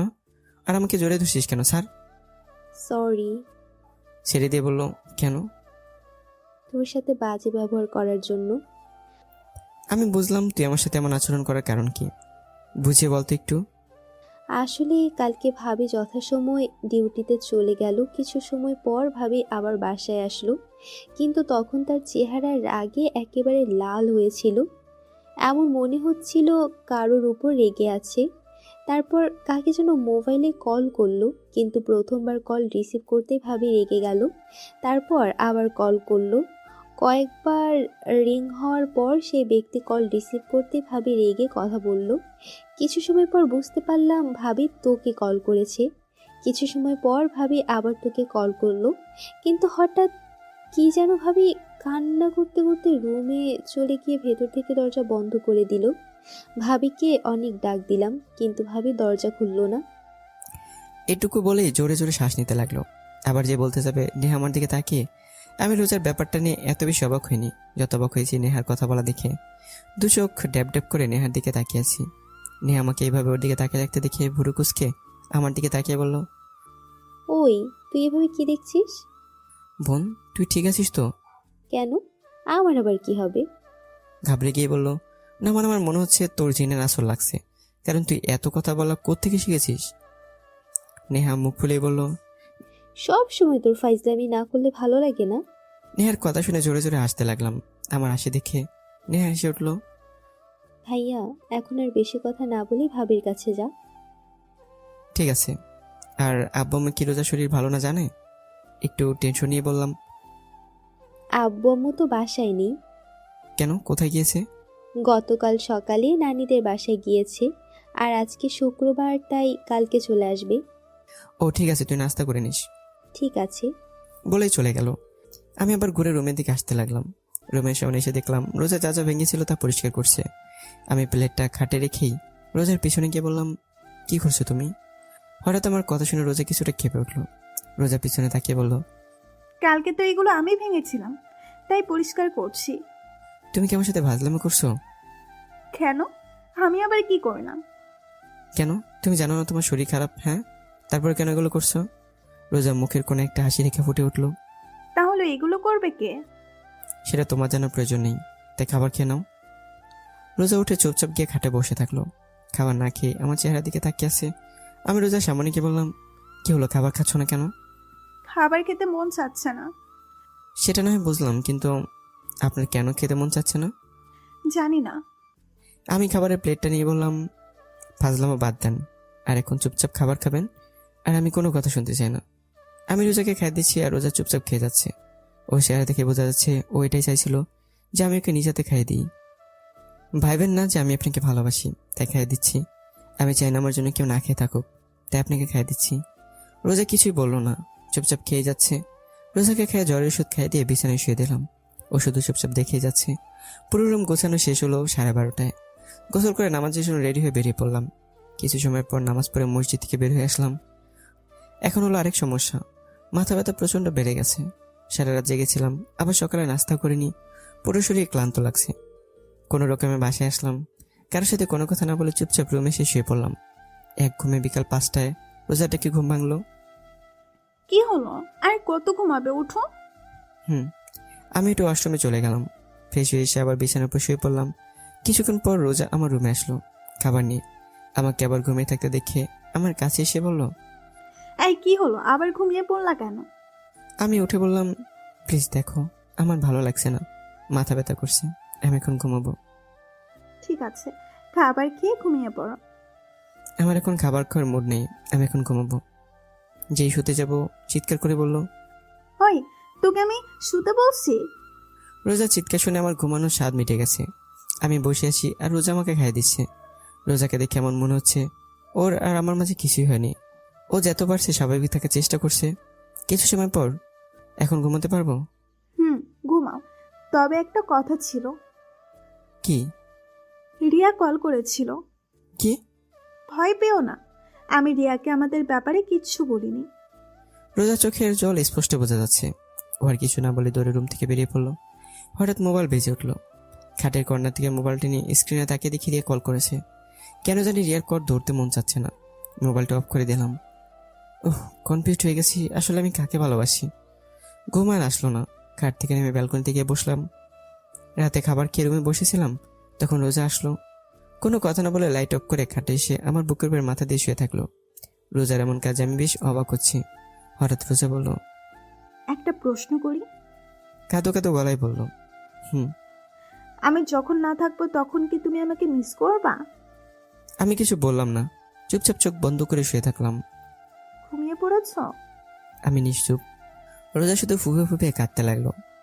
একসময় ও কান্না করতে করতে ঘুমিয়ে পড়লো। আমি রোজাকে আমার বুকের সাথে খুব শক্ত করে জড়িয়ে ধরলাম। কেন জানি এই মেয়ের চোখের পানি আমার সহ্যই হয় না। আমি রোজাকে আমার বুকের সাথে খুব শক্ত করে জড়িয়ে ধরে বলতে লাগলাম, জানো রোজা, আমি রিয়ার সাথে 3 বছর ধরে রিলেশনে আছি, কিন্তু আমার কখনো মনে হয়নি যে রিয়া আমাকে আসলেই ভালোবাসে। সবসময় এমনটা মনে হতো আমাকে ব্যবহার করছে, কিন্তু এখন কেন জানি রিয়ার কথা আর মনেই হয় না। মনটা চায় শুধু তোমার কাছে থাকি সবসময়। তুমি যখন আশেপাশে না থাকো কেমন যেন নিঃস্ব লাগে। এখন কেন যেন তোমার রাগ, অভিমান, থ্রেট সব কিছুই ভালো লাগে। আমি তোমাকে অনেক ভালোবাসি রোজা, আমি তোমাকে ভালোবাসি রোজা, অনেক ভালোবাসি। কথাটা বলতে আমার হার্টবিট কয়েক গুণ গতিতে লাফাতে শুরু করলো। রোজা চুপচাপ আমার বুকের উপর শুয়ে আছে। জানি না আমার কথাগুলো শুনেছে নাকি। আমি রোজার কপালে একটা চুমু রেখে দিলাম। কিছু সময়ের মধ্যে রোজাকে বুকের সাথে জড়িয়ে ধরে ঘুমিয়ে পড়লাম। সকালে সবাই একসাথে নাস্তা করছি। আব্বু আম্মু খুব সকালেই বাসায় এসে পড়েছে। হঠাৎ রোজা আব্বুকে উদ্দেশ্য করে বলল, আব্বু, মা বলো। আব্বু, আমি কিছুদিনের জন্য বাসায় যেতে চাই। রোজা কথাটা বলতেই আব্বু আম্মু নেহা আমার দিকে তাকিয়ে আছে। সবার চাওয়ার ধরন দেখে আমার গলা দিয়ে আর খাবার নামলো না। পানি খেয়ে সবাইকে উদ্দেশ্য করে বললাম, তোমরা সবাই আমার দিকে এভাবে তাকিয়েছো কেন? হ্যাঁ, আজকে কি আমাকে একটু বেশি সুন্দর দেখাচ্ছে? কেন মা, এই গাধাটা কি কিছু বলেছে? কিছু বললে আমাকে বলো, দেখো ওকে কি করি। আমি আহত দৃষ্টিতে আব্বুর দিকে তাকিয়ে আছি। আসলে কি ওনারা আমার মা বাবা, নাকি আমাকে রাস্তা থেকে কুড়িয়ে এনেছে? বুঝলাম না। না, উনি কিছু বলেনি। আসলে আব্বু আম্মুর অনেকদিন ধরে দেখতে মন চাচ্ছে, তাই ভাবলাম কয়েকদিনের জন্য দেখে আসি। ঠিক আছে যাও, আর এই গাধাটাকেও সাথে করে নিয়ে যাও। না, উনি বললো যাবে না, ওনার কি যেন কাজ আছে। আমার দিকে তাকিয়ে বলল। আমি একটু অবাক হলাম রোজার কথায়। বেকার ছেলের আবার কাজও আছে, সারাদিন খায় আর ঘুরে, এখন বলছে তার নাকি কাজ আছে। আমার দিকে তাকিয়ে বলল, এখনো নিতে পারছে না। আব্বুর কথা শুনে মন চাচ্ছে খেতে দিই। আমি কিছু না বলে ওখান থেকে উঠে রুমে চলে আসলাম। রুমে এসে একটা কথা ভাবতে লাগলাম, রোজা আব্বু আমার কাছে মিথ্যা কথা বললো কেন? কিছু সময় পর রোজা রুমে আসলো। আমার দিকে না তাকিয়ে ও জামা প্যাক করতে লাগলো। ওরে অবহেলা আমার সহ্য হচ্ছে না। আমি খাট থেকে নেমে রোজার পিছনে গিয়ে দাঁড়ালাম। রোজা আমার দিকে ঘুরেই বলল, বাসায় কেন যাচ্ছ? বললাম তো, আব্বু আম্মুর কথা খুব মনে পড়ছে। তাই দেখা করতে যাচ্ছি। কয়দিন থাকবে? জানি না। বলে ঘুরে আবার ওর কাজ করতে লাগলো। আমি তোমার সাথে আসি। রোজ আমার দিকে তাকে একটু রাগের লুক নিয়ে বলল, না, কেন? তুমি যদি আমার সাথে আসো তাহলে রিয়াকে সময় দিবে কিভাবে? তাই তোমার আমার সাথে আসার কোনো প্রয়োজন নেই। এই মেয়ে তো যেদি কেন বুঝলাম না। কিভাবে যে বলি ওকে স্যার আমি থাকবো কিভাবে? হঠাৎ রোজা বলল, রুম থেকে বের হও। কেন? আমি জামা চেঞ্জ করব। ও, মাথা নত করে রুম থেকে বের হয়ে আসলাম। কিছু সময়ের মধ্যে রোজা রেড হয়ে নিচে এসে সবার থেকে বিদায় নিয়ে বেরিয়ে পড়লো। আব্বু ড্রাইভারকে বলে দিয়েছে রোজাকে পৌঁছে দিতে। রোজা চলে গেল, কিন্তু একবার আমার দিকে তাকালো না। আমি রুমে এসে দরজার আগে ব্যালকনিতে এসে দাঁড়িয়ে থাকলাম। রোজাকে ছাড়া কেমন যেন খালি খালি লাগছে বাসাটা। কোনোভাবে রাত পর্যন্ত সময় কাটালাম, কিন্তু এখন আর ভালো লাগছে না।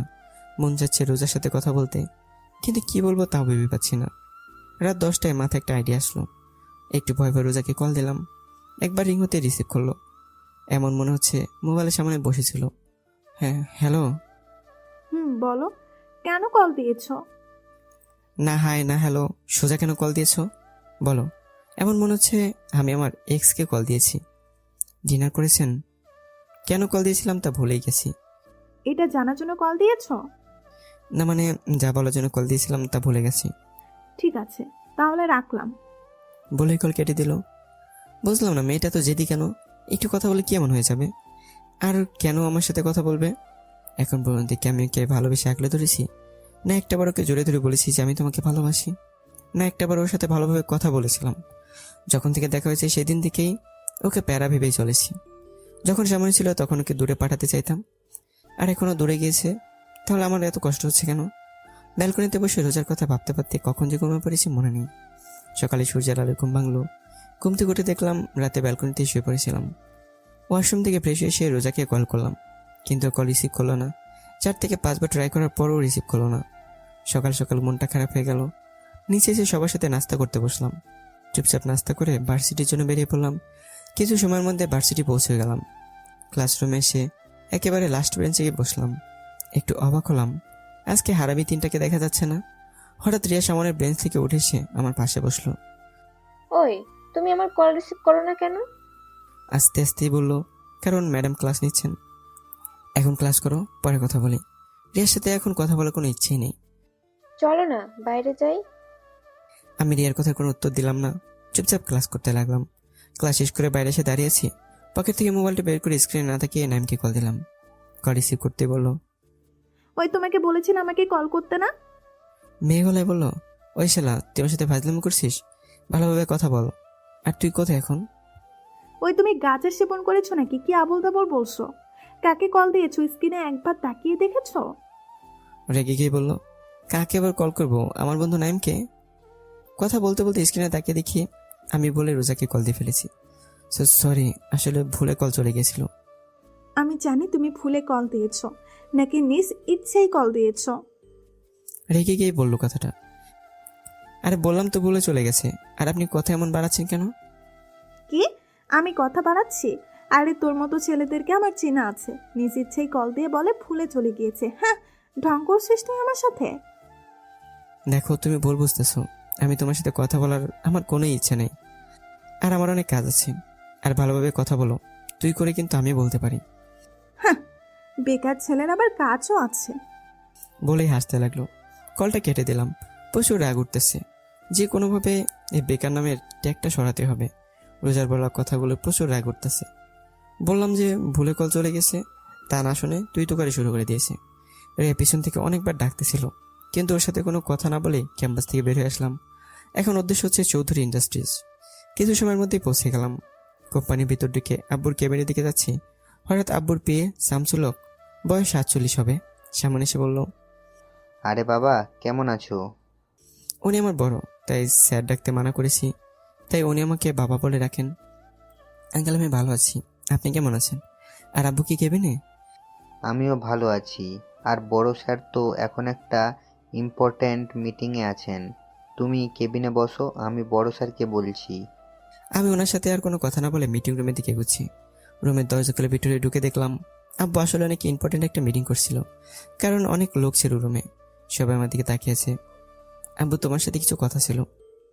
কেবিনে গিয়ে একটু ওয়েট করো, মিটিং শেষ পর্যায়ে। আব্বু তোমার সাথে জরুরি কথা আছে। আব্বু একটু অবাক হলো, তারপর কিছু না বলে মিটিং রুম থেকে বের হয়ে তার কেবিনে আসলাম।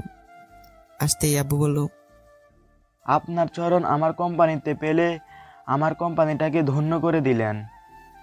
তুমি কি আমার সাথে মজা নিচ্ছ?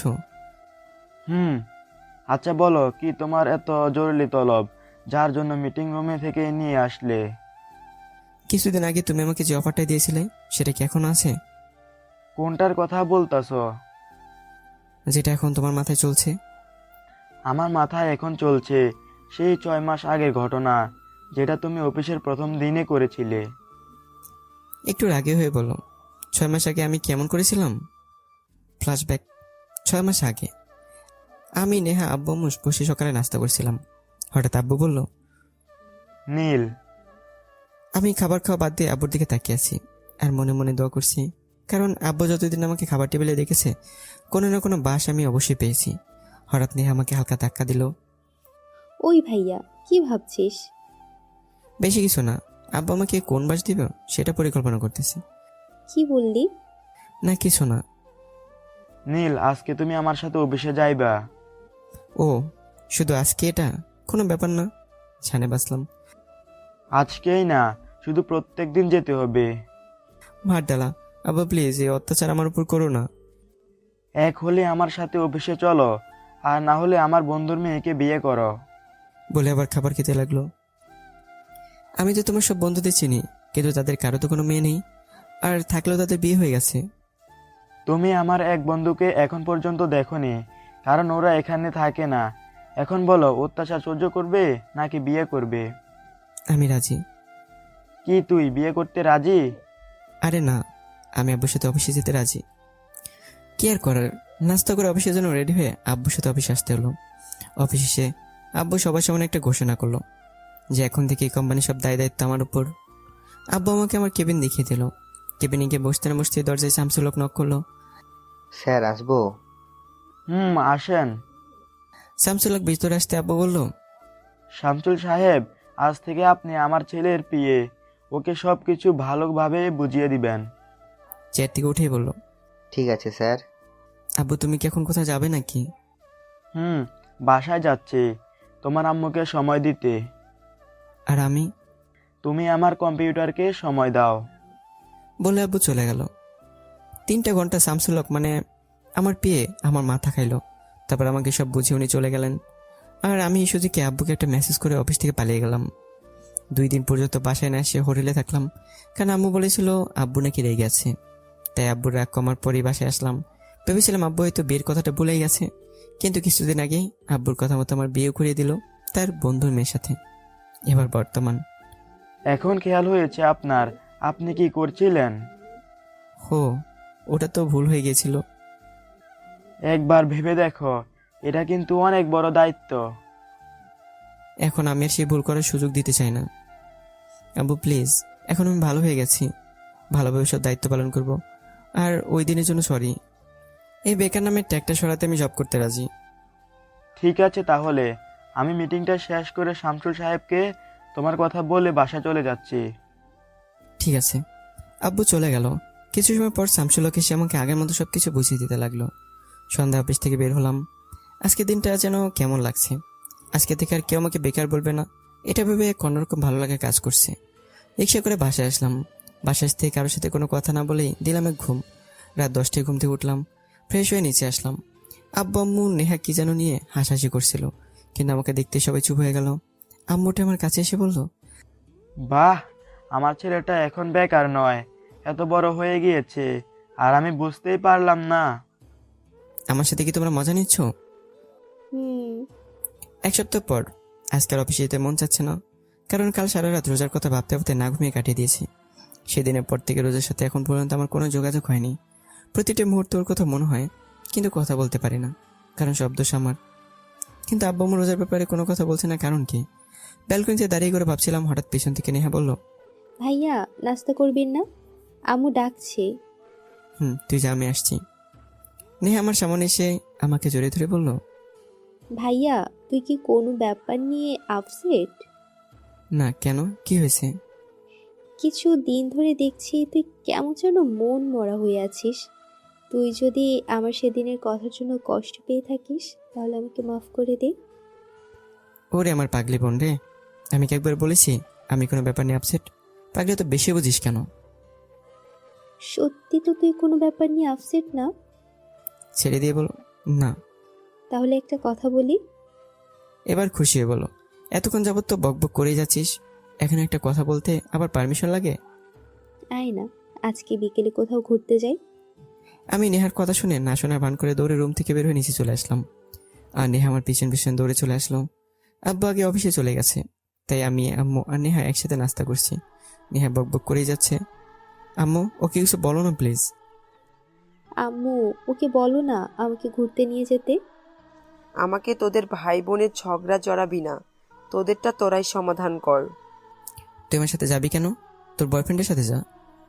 শোন, আমার কোনো বয়ফ্রেন্ড নেই, আর বিয়ের আগে রিলেশন করা হারাম। আর বিয়ের পর আমার স্বামীর সাথে ঘুরবো, তখন আর তোকে বলবো না। এখন বল নিয়ে যাবে কি না। নেহার কথাটা শুনেই রোজার কথা মনে পড়ে গেল। ওই পাগলি মেয়েটা তো আমাকে প্রত্যেকদিন ওই একই কথা বলতো, কিন্তু আমি তখন ওর কথা কোনো মূল্য দিতাম না। ওই ভাইয়া, কি ভাবছিস? বল না নিয়ে যাবি নাকি। হালকা ধাক্কা দিয়ে বললো, আচ্ছা ঠিক আছে নিয়ে যাবো, এখন আমার মাথা না খেয়ে খাবার খা। বিকেলে আসরের নামাজ আদায় করে বাড়িতে আসলাম। তারপর নেহাকে নিয়ে ঘুরতে বের হলাম। নেহার সাথে ঘুরতে ঘুরতে 8টা বেজে গেল। হঠাৎ নেহা বলল, ভাইয়া অনেক ক্ষুধা লেগেছে, রেস্টুরেন্টে চল। ঠিক আছে চল। নেহাকে নিয়ে একটা রেস্টুরেন্টে আসলাম। রেস্টুরেন্টে গিয়ে এক টেবিলের দিকে আমার চোখ আটকে গেল, কারণ রিয়া একটা ছেলের সাথে বসে আছে। আমি নেহাকে নিয়ে অন্য পাশে ঘুরে রিয়াদের পিছনের টেবিলে বসলাম। এখান থেকে ওদের কথা স্পষ্ট শোনা যাচ্ছে। আমি নেহাকে বললাম খাবার অর্ডার করতে। হঠাৎ রিয়া যা বললো তার জন্য আমি মোটেও প্রস্তুত ছিলাম না, কারণ পাশের ছেলেটাকে বলল, আবির, তুমি আমাকে কবে বিয়ে করবে?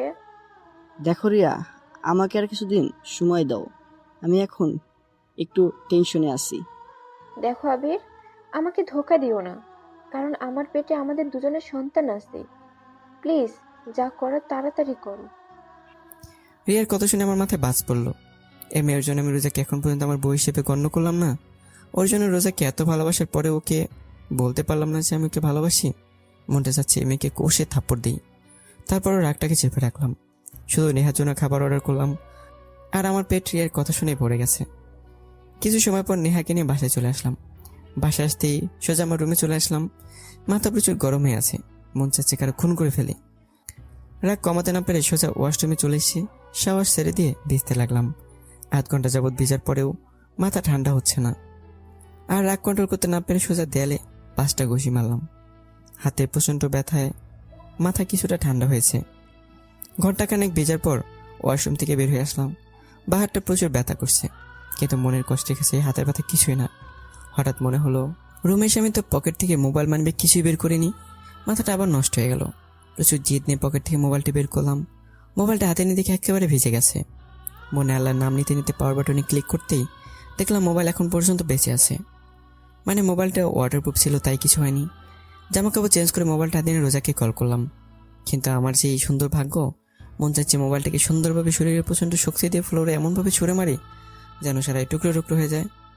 কিন্তু কি করব, এটা রোজার দেওয়া প্রথম গিফট। এত বড় কোম্পানির মালিক, অথচ আমার মোবাইলে ব্যালেন্স শেষ। এক বালতি কষ্ট নিয়ে নেহার রুমে আসলাম। নেহা, তোর মোবাইলটা একটু দে তো। কেন? একটু দরকার আছে। নেহার কোনো কথা না বলে মোবাইলটা আমার দিকে বাড়িয়ে দিল। রোজার নাম্বারে 5-6 বার কল করলাম, কিন্তু ওর মোবাইল বন্ধ বলছে। শেষমেশে আর কোনো উপায় না পেয়ে আব্বু আমার রুমে চলে এলাম। আম্মু আসবো? আমি বলেছি না আমাদের রুমে আসতে পারমিশন নেওয়ার প্রয়োজন নেই। আচ্ছা সরি। তো নবাব দাদা, কি বলার জন্য আমাদের কাছে এসেছেন? আব্বু, আমি কালকে রোজাদের বাসায় যেতে চাই। আম্মু বুঝুক বড় বড় করে আমার দিকে তাকিয়ে আছে। কি হলো, তোমরা এভাবে তাকিয়েছো কেন? আব্বু আমি একসাথে বললো, না কিছু না। ঠিক আছে। একটা প্রবলেম আছে। কি প্রবলেম? আমি তো রোজাদের বাসা চিনি না। ও ঠিক আছে, আমি তোমাকে অ্যাড্রেস সেন্ড করে দিব নে। ঠিক আছে। আম্মু আব্বু রুম থেকে বের হয়ে চলে আসলাম। মাথা প্রচণ্ড ব্যথা করছিল, তাই ঘুমিয়ে পড়লাম। সকালে ঘুম থেকে উঠে বা হাতের দিকে তাকিয়ে দেখলাম হাতটা কিছুটা ফুলে গেছে। তারপর ব্যথাটাকে হজম করে নিয়ে ফ্রেশ হয়ে নাস্তা করে সবার থেকে বিদায় নিয়ে রওনা দিলাম। নারায়ণগঞ্জ টু খুলনার উদ্দেশ্যে। সকাল 11টায় ড্রাইভ করছিলাম, হঠাৎ মোবাইলে রিয়ার কল আসলো। প্রচুর বিরক্তি নিয়ে কলটা কেটে দিলাম। এক এক করে 6বার কল করলো, আর 6বারই আমি কলটা কেটে দিলাম। হঠাৎ আবারও কল দিল, এবারও কলটা রিসিভ করলাম। রিসিভ করতে রিয়া বলল, হ্যালো, শোনো প্লিজ, কলটা কেটে দিও না। প্লিজ আমার কথাটা একবার শোনো। হ্যাঁ বলো। নীল, কালকে আমি তোমাকে রেস্টুরেন্টে দেখেছিলাম, আর এটাও জানি তুমি আমার আর আবিরের সব কথা শুনেছো। আমি তোমাকে একটা কথা বলতে চাই। আমি তোমাকে আসলে অনেক ভালোবাসতাম, কিন্তু 1 বছর আগে আমার বোনের বিয়েতে আবিরের সাথে আমার প্রথম দেখা হয়। তারপর ওর সাথে কথা বলতে বলতে ওকে অনেক ভালোবেসে ফেলি। কাল রাতে আবির ওর বাবা মা আর আমার বাবা মার সাথে আমাদের সম্পর্কের কথা বলে, আর তারা রাজি হয়ে যায় আমার আর আবিরের বিয়ের জন্য। আর কিছুদিন পর আমাদের বিয়ে। প্লিজ নীল, আমাকে মাফ করে দাও, আমাকে ভুলে যাও। আমি জানি তুমি আমাকে অনেক ভালোবাসো। রিয়া, 1 মাস আগে আমার বিয়ে হয়ে গেছে। রিয়ার কথা আটকে দিয়ে বললাম। আমার কথা শুনতে রিয়া একদম চুপ হয়ে গেল, কোনো আওয়াজ হচ্ছে না। আমি আর কিছু না বলে কলটা কেটে দিলাম। প্রায় 10 ঘন্টা জার্নি করে অবশেষে খুলনা পৌঁছালাম। সন্ধ্যা 6টা, রোজাদের বাসার সামনে দাঁড়িয়ে আছি। ভেতরে ঢুকতে কেমন যেন ভয় লাগছে। বেশি কিছু না ভেবে কলিং বেল বাজালাম। কিছু সময় পর রোজা এসে দরজা খুলে দিল। রোজা আমাকে দেখে ভূত দেখার মতো চমকে উঠল, আর আমি রোজাকে দেখে একটু অবাক হলাম, কারণ ওর চেহারা একেবারে সুখী আছে। কি হলো, এমনভাবে তাকিয়েছো কেন? তুই এখানে কেন? আমি এখানে কেন মানে? রোজা যে কিছু বলতে যাবে তার আগে আমি ভিতর থেকে রোজার আব্বু বলে উঠলো, রোজা মা, কে এসেছে? রোজা কিছু বলতে যাবে তার আগে আমি রোজাকে পাশ কেটে ভিতরে চলে আসলাম, কারণ রোজা হয়তো এই জন্মে আমাকে বাসার ভিতরে ঢুকতেই দিবে না। রোজা আমার পিছন পিছন আসছে আর আমার 14 গোষ্ঠী উদ্ধার করছে। হলরুমে এসে দেখলাম রোজার আম্মু আব্বু সোফায় বসে আছে। রোজার বাবা আমাকে দেখে বলল, আরে বাবা নীল, কেমন আছো? আসসালামু আলাইকুম আন্টি। আমি ভালো আছি, আপনারা কেমন আছেন? ওয়ালাইকুম আসসালাম। আমরাও ভালো আছি। তো আমার মেয়েটাকে এতদিন আগে পাঠিয়ে দিয়ে তুমি এত লেট করে আসলে কেন? রোকসানা বেগম, মানে রোজার আম্মু। সরি আন্টি, আসলে একটু কাজ ছিল, তাই আসতে একটু দেরি হয়ে গেছে। আরে ছেলেটা মাত্র আসলো, ওকে একটু রেস্ট করতে দাও। রোজার আম্মুকে বলল। ঠিক আছে রোজা মা, যা নীলকে রুমে নিয়ে যা। রোজাকে উদ্দেশ্য করে বলল। রোজা আমার পিছনে দাঁড়িয়েছিল। পিছনে করে রোজার দিকে তাকিয়ে আমি ভয় পেয়ে গেলাম, কারণ ও বুড়ো কুচকে আমার দিকে তাকিয়ে আছে। ওর আম্মুর কথা শুনতেই আমার কাছে এসে রাগী লোক নিয়ে বলল, ঠিক আছে আম্মু, আমার পেছন পেছন আসেন। রোজার সামনে সামনে হাঁটতে লাগলো, আর আমি ওর পিছনে আল্লাহর নাম নিয়ে হাঁটতে শুরু করলাম। না জানি হেমে আমার কি অবস্থা করে, যে লোক নিয়ে তাকিয়েছিল না জানি কি হয়। কিছু সময় পর রোজা একটা রুমের ভিতর ঢুকলো। আমি রুমের ভিতর ঢুকতেই রোজা আমাকে ধাক্কা মেরে ফ্লোরে ফেলে দিল। ও মা গো, চিৎকার করতে দিল না, তার আগে ও আমার মুখ চেপে ধরে বলতে লাগলো, চুপ, একদম চুপ, চিৎকার দিবি না, চিৎকার করলে একবারে মেরে ফেলবো। একেবারে রেগে গিয়ে ওর চোখ লাল বর্ণ ধারণ করেছে। আর এদিকে আমার অবস্থা গলাকাটা মুরগির মতো, কারণ ফ্লোরে পড়ার পর আমার বা হাত কোমরের নিচে ছিল, আর ফ্লোরে পড়তেই অবস্থা টাইট। হঠাৎ রোজা খেয়াল করলো আমার চোখ দিয়ে পানি পড়ছে। তারপর আমাকে না ছেড়ে আমার বুকের উপর বসে দুহাত দিয়ে আমার গলা টিপে ধরলো। আমি না পারতেছি বলতে আর না পারতেছি সহ্য করতে। হঠাৎ রোজা বলতে লাগলো, তুই এখানে কেন এসেছিস? তোর সাথে আমার আর কোনো সম্পর্ক নেই। তুই এক্ষুনি এই বাসা থেকে বের হয়ে যাবি, না হলে তোকে একেবারে মেরে ফেলবো। যা তোর প্রেমিকার কাছে যা, এখানে এসেছিস কেন? কথাগুলো বলতে বলতে রোজা নিজেই কেঁদে ফেললো। রোজার অবস্থা থেকে বুঝতে পারলাম ও প্রচুর অভিমান করেছে, সাথে রেগেও আছে। ও এখন পর্যন্ত আমার গলায় টিপ দিয়ে রাখছে। এখন আমার দম প্রায় বন্ধ হয়ে আসছে।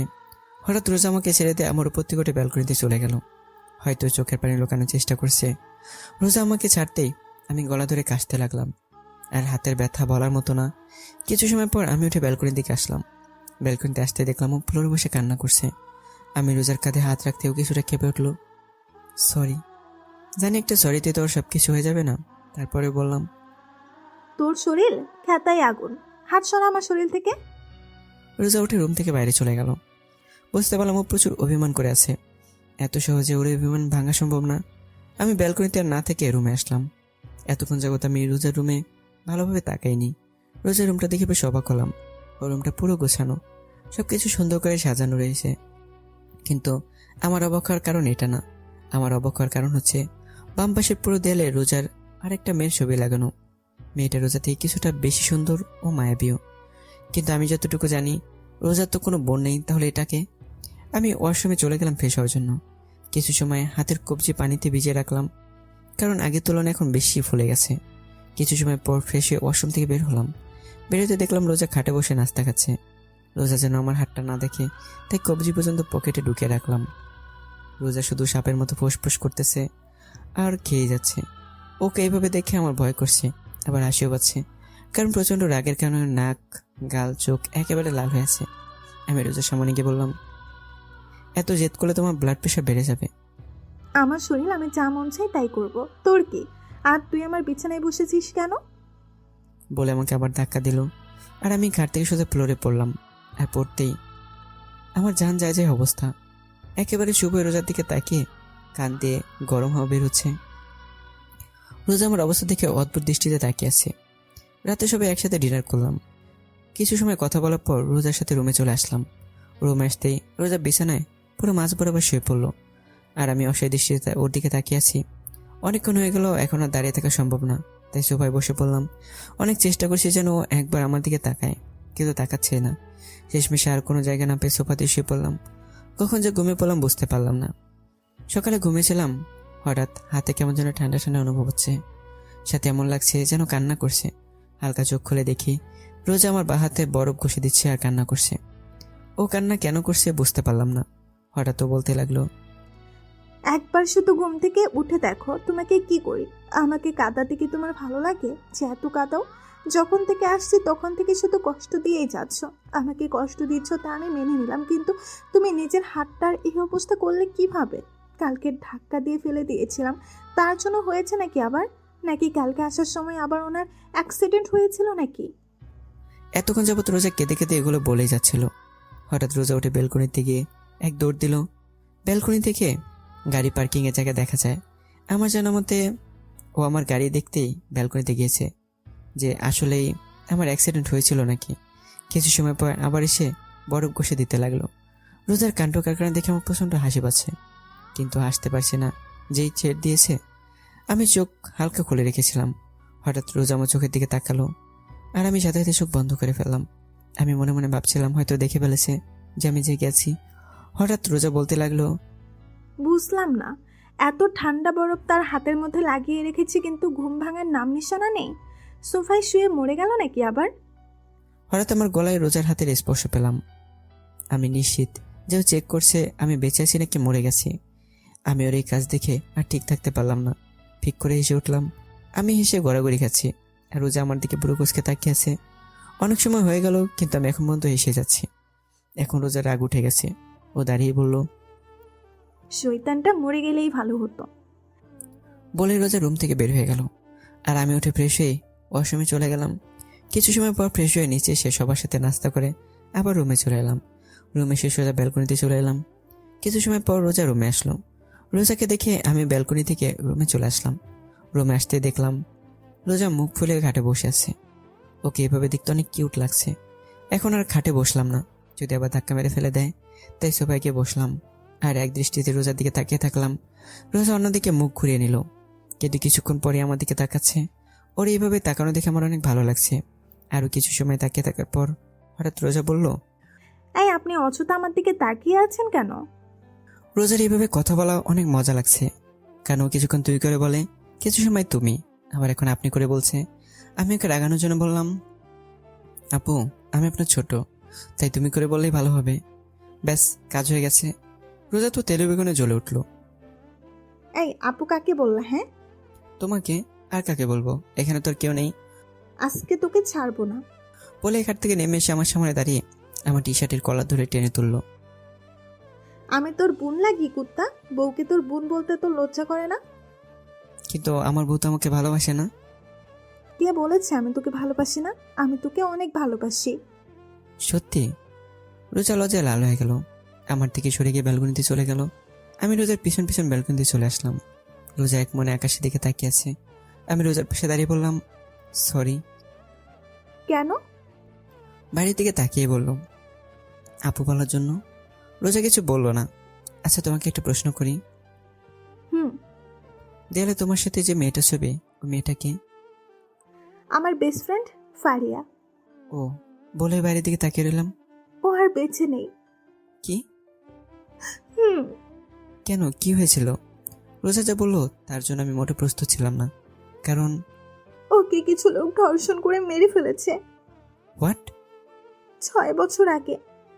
একদিন আমি, ফারিহা, রুহি আর মিম কলেজ থেকে বাসার দিকে ফিরছিলাম। সেদিন ফারিহার বার্থডে ছিল, তাই আমরা বললাম আজকে একটু ঘুরে তারপর বাসায় যাব। আর আমরা তাই করলাম। 4 জন একসাথে রাস্তায় হাঁটতে লাগলাম আর একে অপরকে বচাতে লাগলাম। রাস্তাটা একটু নিরিবিলি ছিল, তত একটা মানুষ ছিল না। হঠাৎ ফারিহা বলল, দোস্ত, তোর আইসক্রিম খাবি?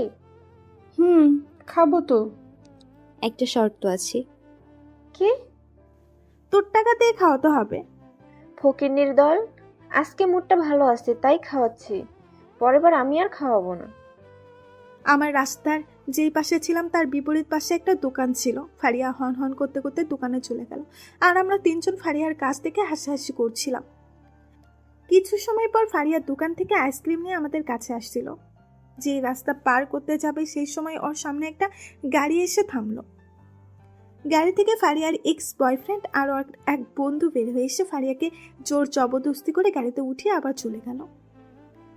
আর আমরা 3 জন ওখানেই দাঁড়িয়েছিলাম। আমরা ভেবেছিলাম হয়তো ওরা প্র্যাঙ্ক করছে, কিন্তু 10 মিনিট পার হয়ে গেল কিন্তু ফারিহার আসার কোনো নাম নেই। ওর মোবাইল ট্রাই করলাম কিন্তু মোবাইল বারবার বন্ধই বলছে। এখন আমাদের 3 জনের টেনশন হতে লাগলো। আর কিছু না ভেবে ফারিহার আব্বুর কাছে কল দিলাম। ফারিহার আব্বু ব্যবসায়ী ছিলেন আর মা স্কুল টিচার। কয়েকবার রিসিভ হতেই কল রিসিভ করলো। তারপর তাকে পুরো ঘটনা খুলে বললাম। বিকাল 6টা পর্যন্ত সবাই ফারিহাকে খুঁজেছি কিন্তু কোথাও পাইনি। আর কোনো উপায় না পেয়ে আমার আব্বু, ফারিহার আব্বু আর ফারিয়ার মামা পুলিশের কাছে অভিযোগ করলো। পুরো 2 দিন পুলিশ ফারিয়াকে খুঁজেছে কিন্তু তারাও পেল না। অবশেষে ফারিয়ার ছবি পত্রিকায় দেওয়া হলো।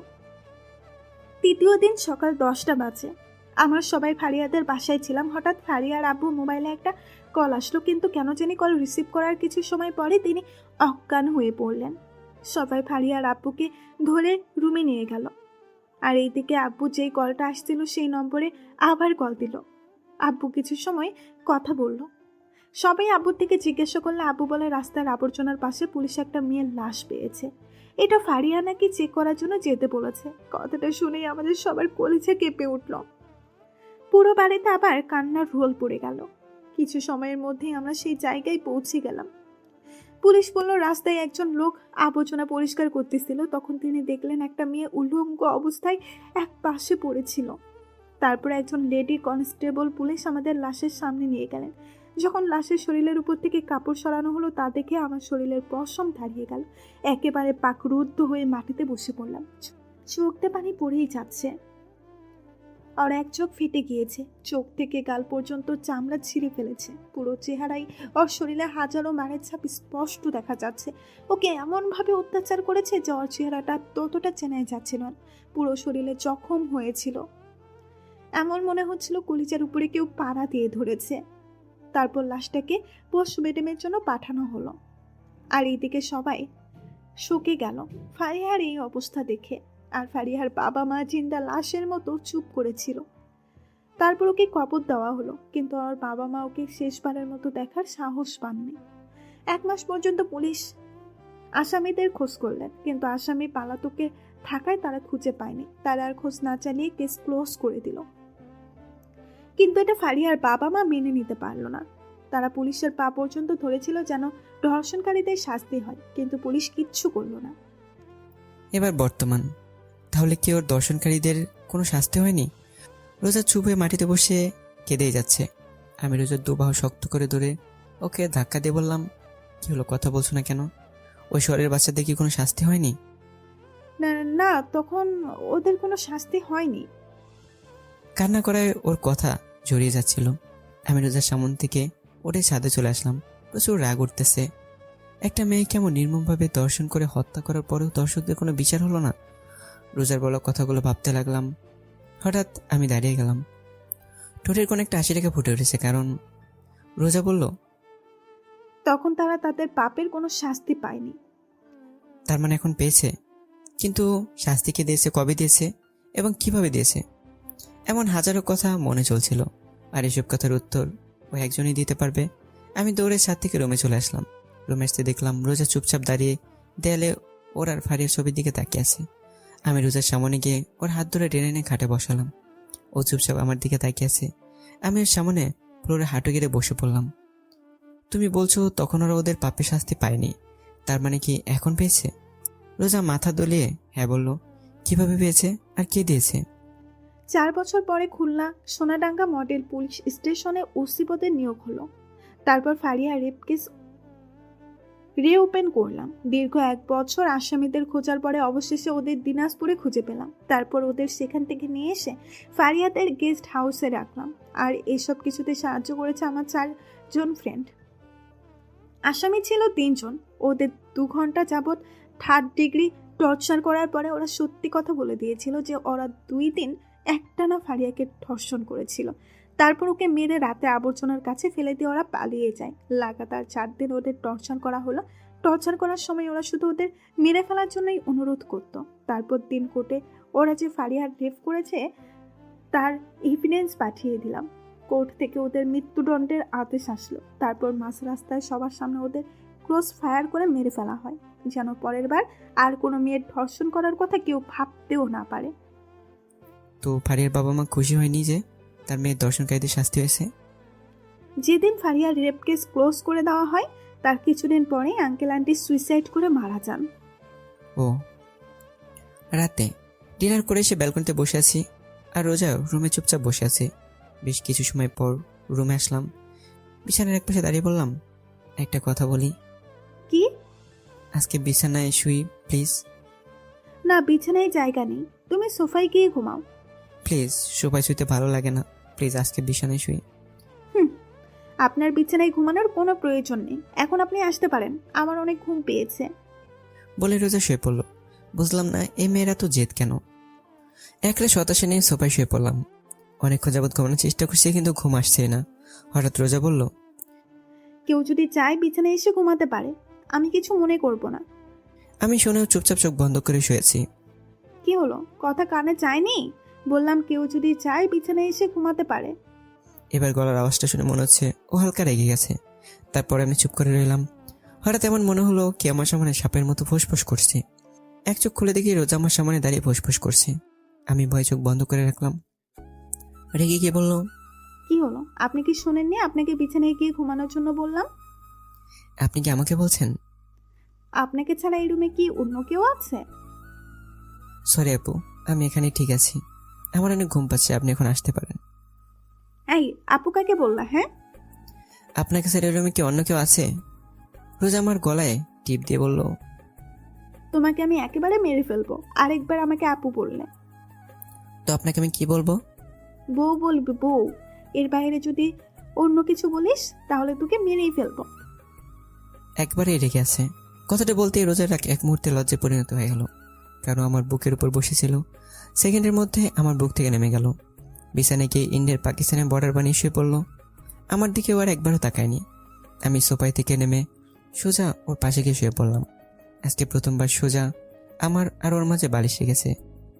কেয়ার করার ঘুমিয়ে পড়লাম। সকালে বুকের উপর কিছু একটা অনুভব করছি। সকালে দেখি রোজা আগের মতো আমার বুকের উপর মাথা রেখে শুয়ে আছে। ওর চেহারার উপর থেকে চুলগুলো সরিয়ে দিলাম। খুব মায়াবী লাগছে ওর চেহারা। আজকে অনেকদিন পরও আবার আমার বুকের উপর মাথা রেখেছে। মন চাচ্ছে ওকে খুব শক্ত করে জড়িয়ে ধরতে। ঘড়ির দিকে তাকে দেখি মাত্র 6টা বাজে। বেশি কিছু না ভেবে রোজাকে শক্ত করে জড়িয়ে ধরলাম। জড়িয়ে ধরতে রোজা বলল, কি মেরে ফেলার প্ল্যান আছে নাকি? তো তুমি জেগেছিলে? আর এত শক্ত করে কেউ কাউকে জড়িয়ে ধরে? মরে যাবো তো। আমার বউ, আমি যেমন চাই তাই করবো। আপনার কি? আমার বউ মানে? কাল রাতে না বললেন বউ বলতে, তাই বললাম।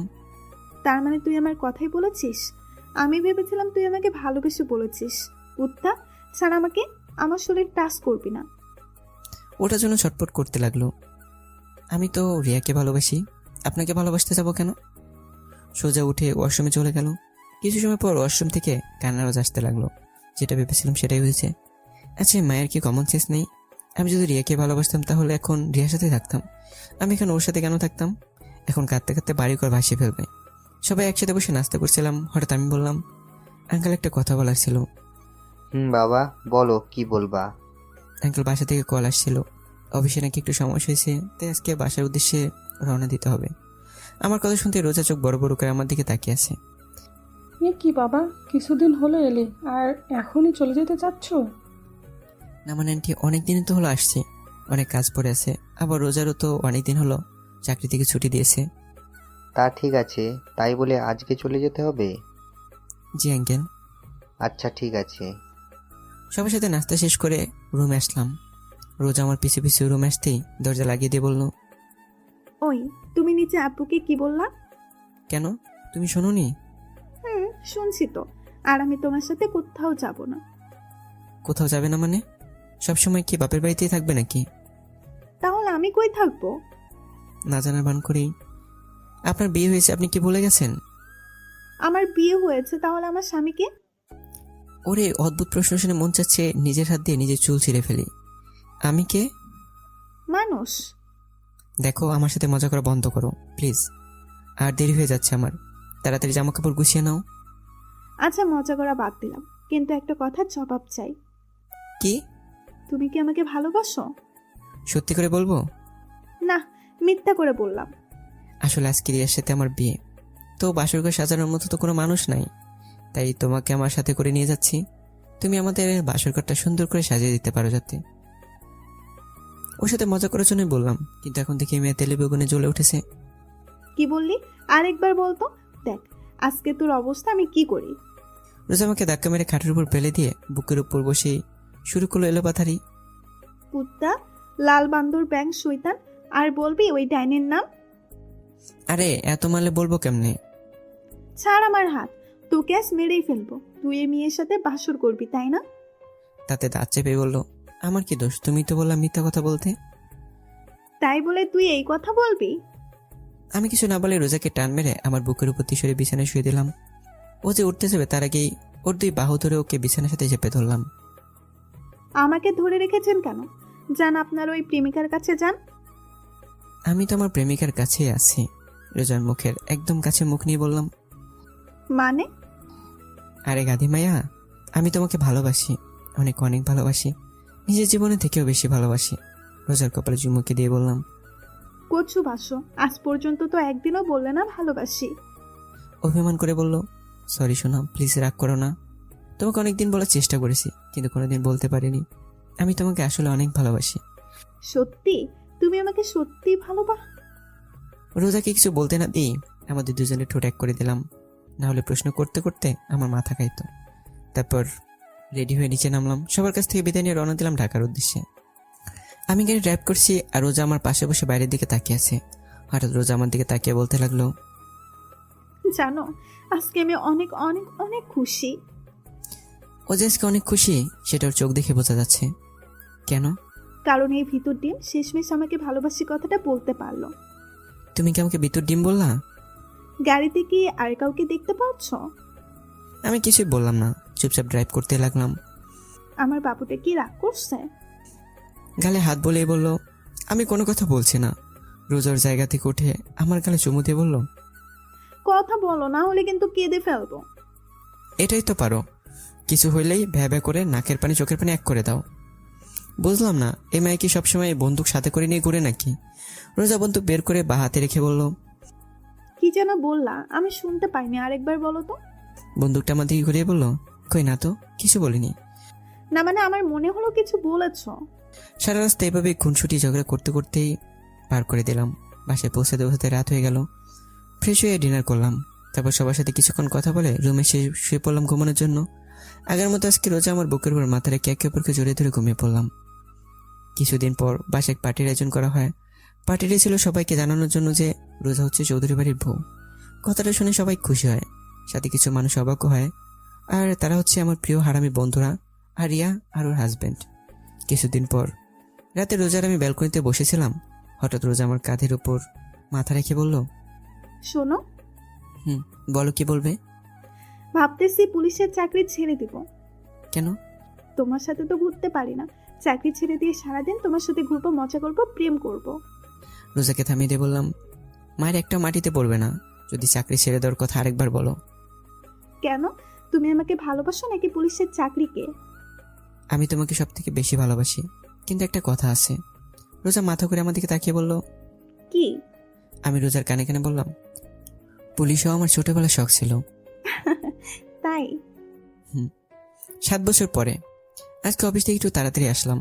বাসায় আসতেই আমার মেয়ে দাদির কোল থেকে নেমে আব্বু বলতে বলতে আমার উপর ঝাঁপিয়ে পড়লো। রোজা একটা প্রিন্সেস জন্ম দিয়েছে। কোলে তুলে গেলে জন্ম দিয়ে বললাম, আমার প্রিন্সেসটা আজকে সারাদিন কি কি করেছে। কথা বলে আগে আমার চকলেট দাও। আমি পকেটে একটা চকলেট বের করে নীলার হাতে দিলাম। আমার মেয়ে চকলেট পেয়ে আমার পুরো চেহারায় আদর করে দিল, পুরো রোজার মতো হয়েছে। আমি নীলাকে নিয়ে রুমে এসে খাটে বসে বললাম, আম্মু তুমি চকলেট খাও, আমি একটু ফ্রেশ হয়ে আসি। ঠিক আছে। নীলাকে খাটে বসিয়ে ফ্রেশ হতে গেলাম। অল্প কিছু সময়ের মধ্যে ফ্রেশ হয়ে ওয়াশরুম থেকে বের হয়ে এসে দেখি নীলা চকলেট খেতে খেতে দুগালে মেখে ফেলেছে। আমি খাটে শুয়ে নীলাকে আমার বুকের উপর বসে বললাম, প্রিন্সেস আজকে তোমার আম্মুর আসতে একটু লেট করছে না?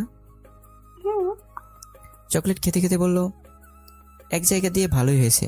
এখন তোমার আম্মু থাকলে তোমার সাথে ঝগড়া করতো, কারণ তোমার আম্মুর জন্য চকলেট আনি নাই। আজকে আমি তোমাকে বলবো, কোলে কোলে তোর কোলে ওলিয়ে দেব। নীলার কথা শুনে জোরে জোরে হাসতে লাগলাম। আসলেই রোজা যদি জানতে পারে তাহলে আমাকে এই ডায়লগই দিত। দুজনেই হাসতে লাগলাম। হঠাৎই সাপের মতো ফুসফুস আওয়াজ হতে লাগলো। আমরা দুজনে হাসি বন্ধ করে দরজার দিকে তাকিয়ে দেখি রোজা দাঁড়িয়ে আছে আর সাপের মতো ফুসফুস করছে। নীলা চুপচাপ আমার কোল থেকে নেমে রোজার কাছে গেল। রোজাকে কোলে তুলে নিয়ে ওর গালে চুমু দিয়ে বলল, আম্মু তোমার আব্বু কি আমার ব্যাপার নিয়ে কথা বলছিল? নীলা মাথা তুলে হ্যাঁ বলল। আচ্ছা ঠিক আছে, তুমি নিচে দাদুর সাথে খেলা করো, যাও। নীলা কোল থেকে নেমে আমার দিকে তাকিয়ে একটা হাসি দিয়ে দৌড়ে রুম থেকে বের হয়ে গেল। রোজা দরজা লাগিয়ে আমার সামনে এসে বলল, কি বলছিলে আমার নামে? কই কিছুই বলিনি। আমি কিন্তু শুনেছি। সরি সোনা, আজকে তোমার জন্য চকলেট আনিনি। সমস্যা নাই, 20টা কিস করলেই হয়ে যাবে। এর কম করলে হয় না?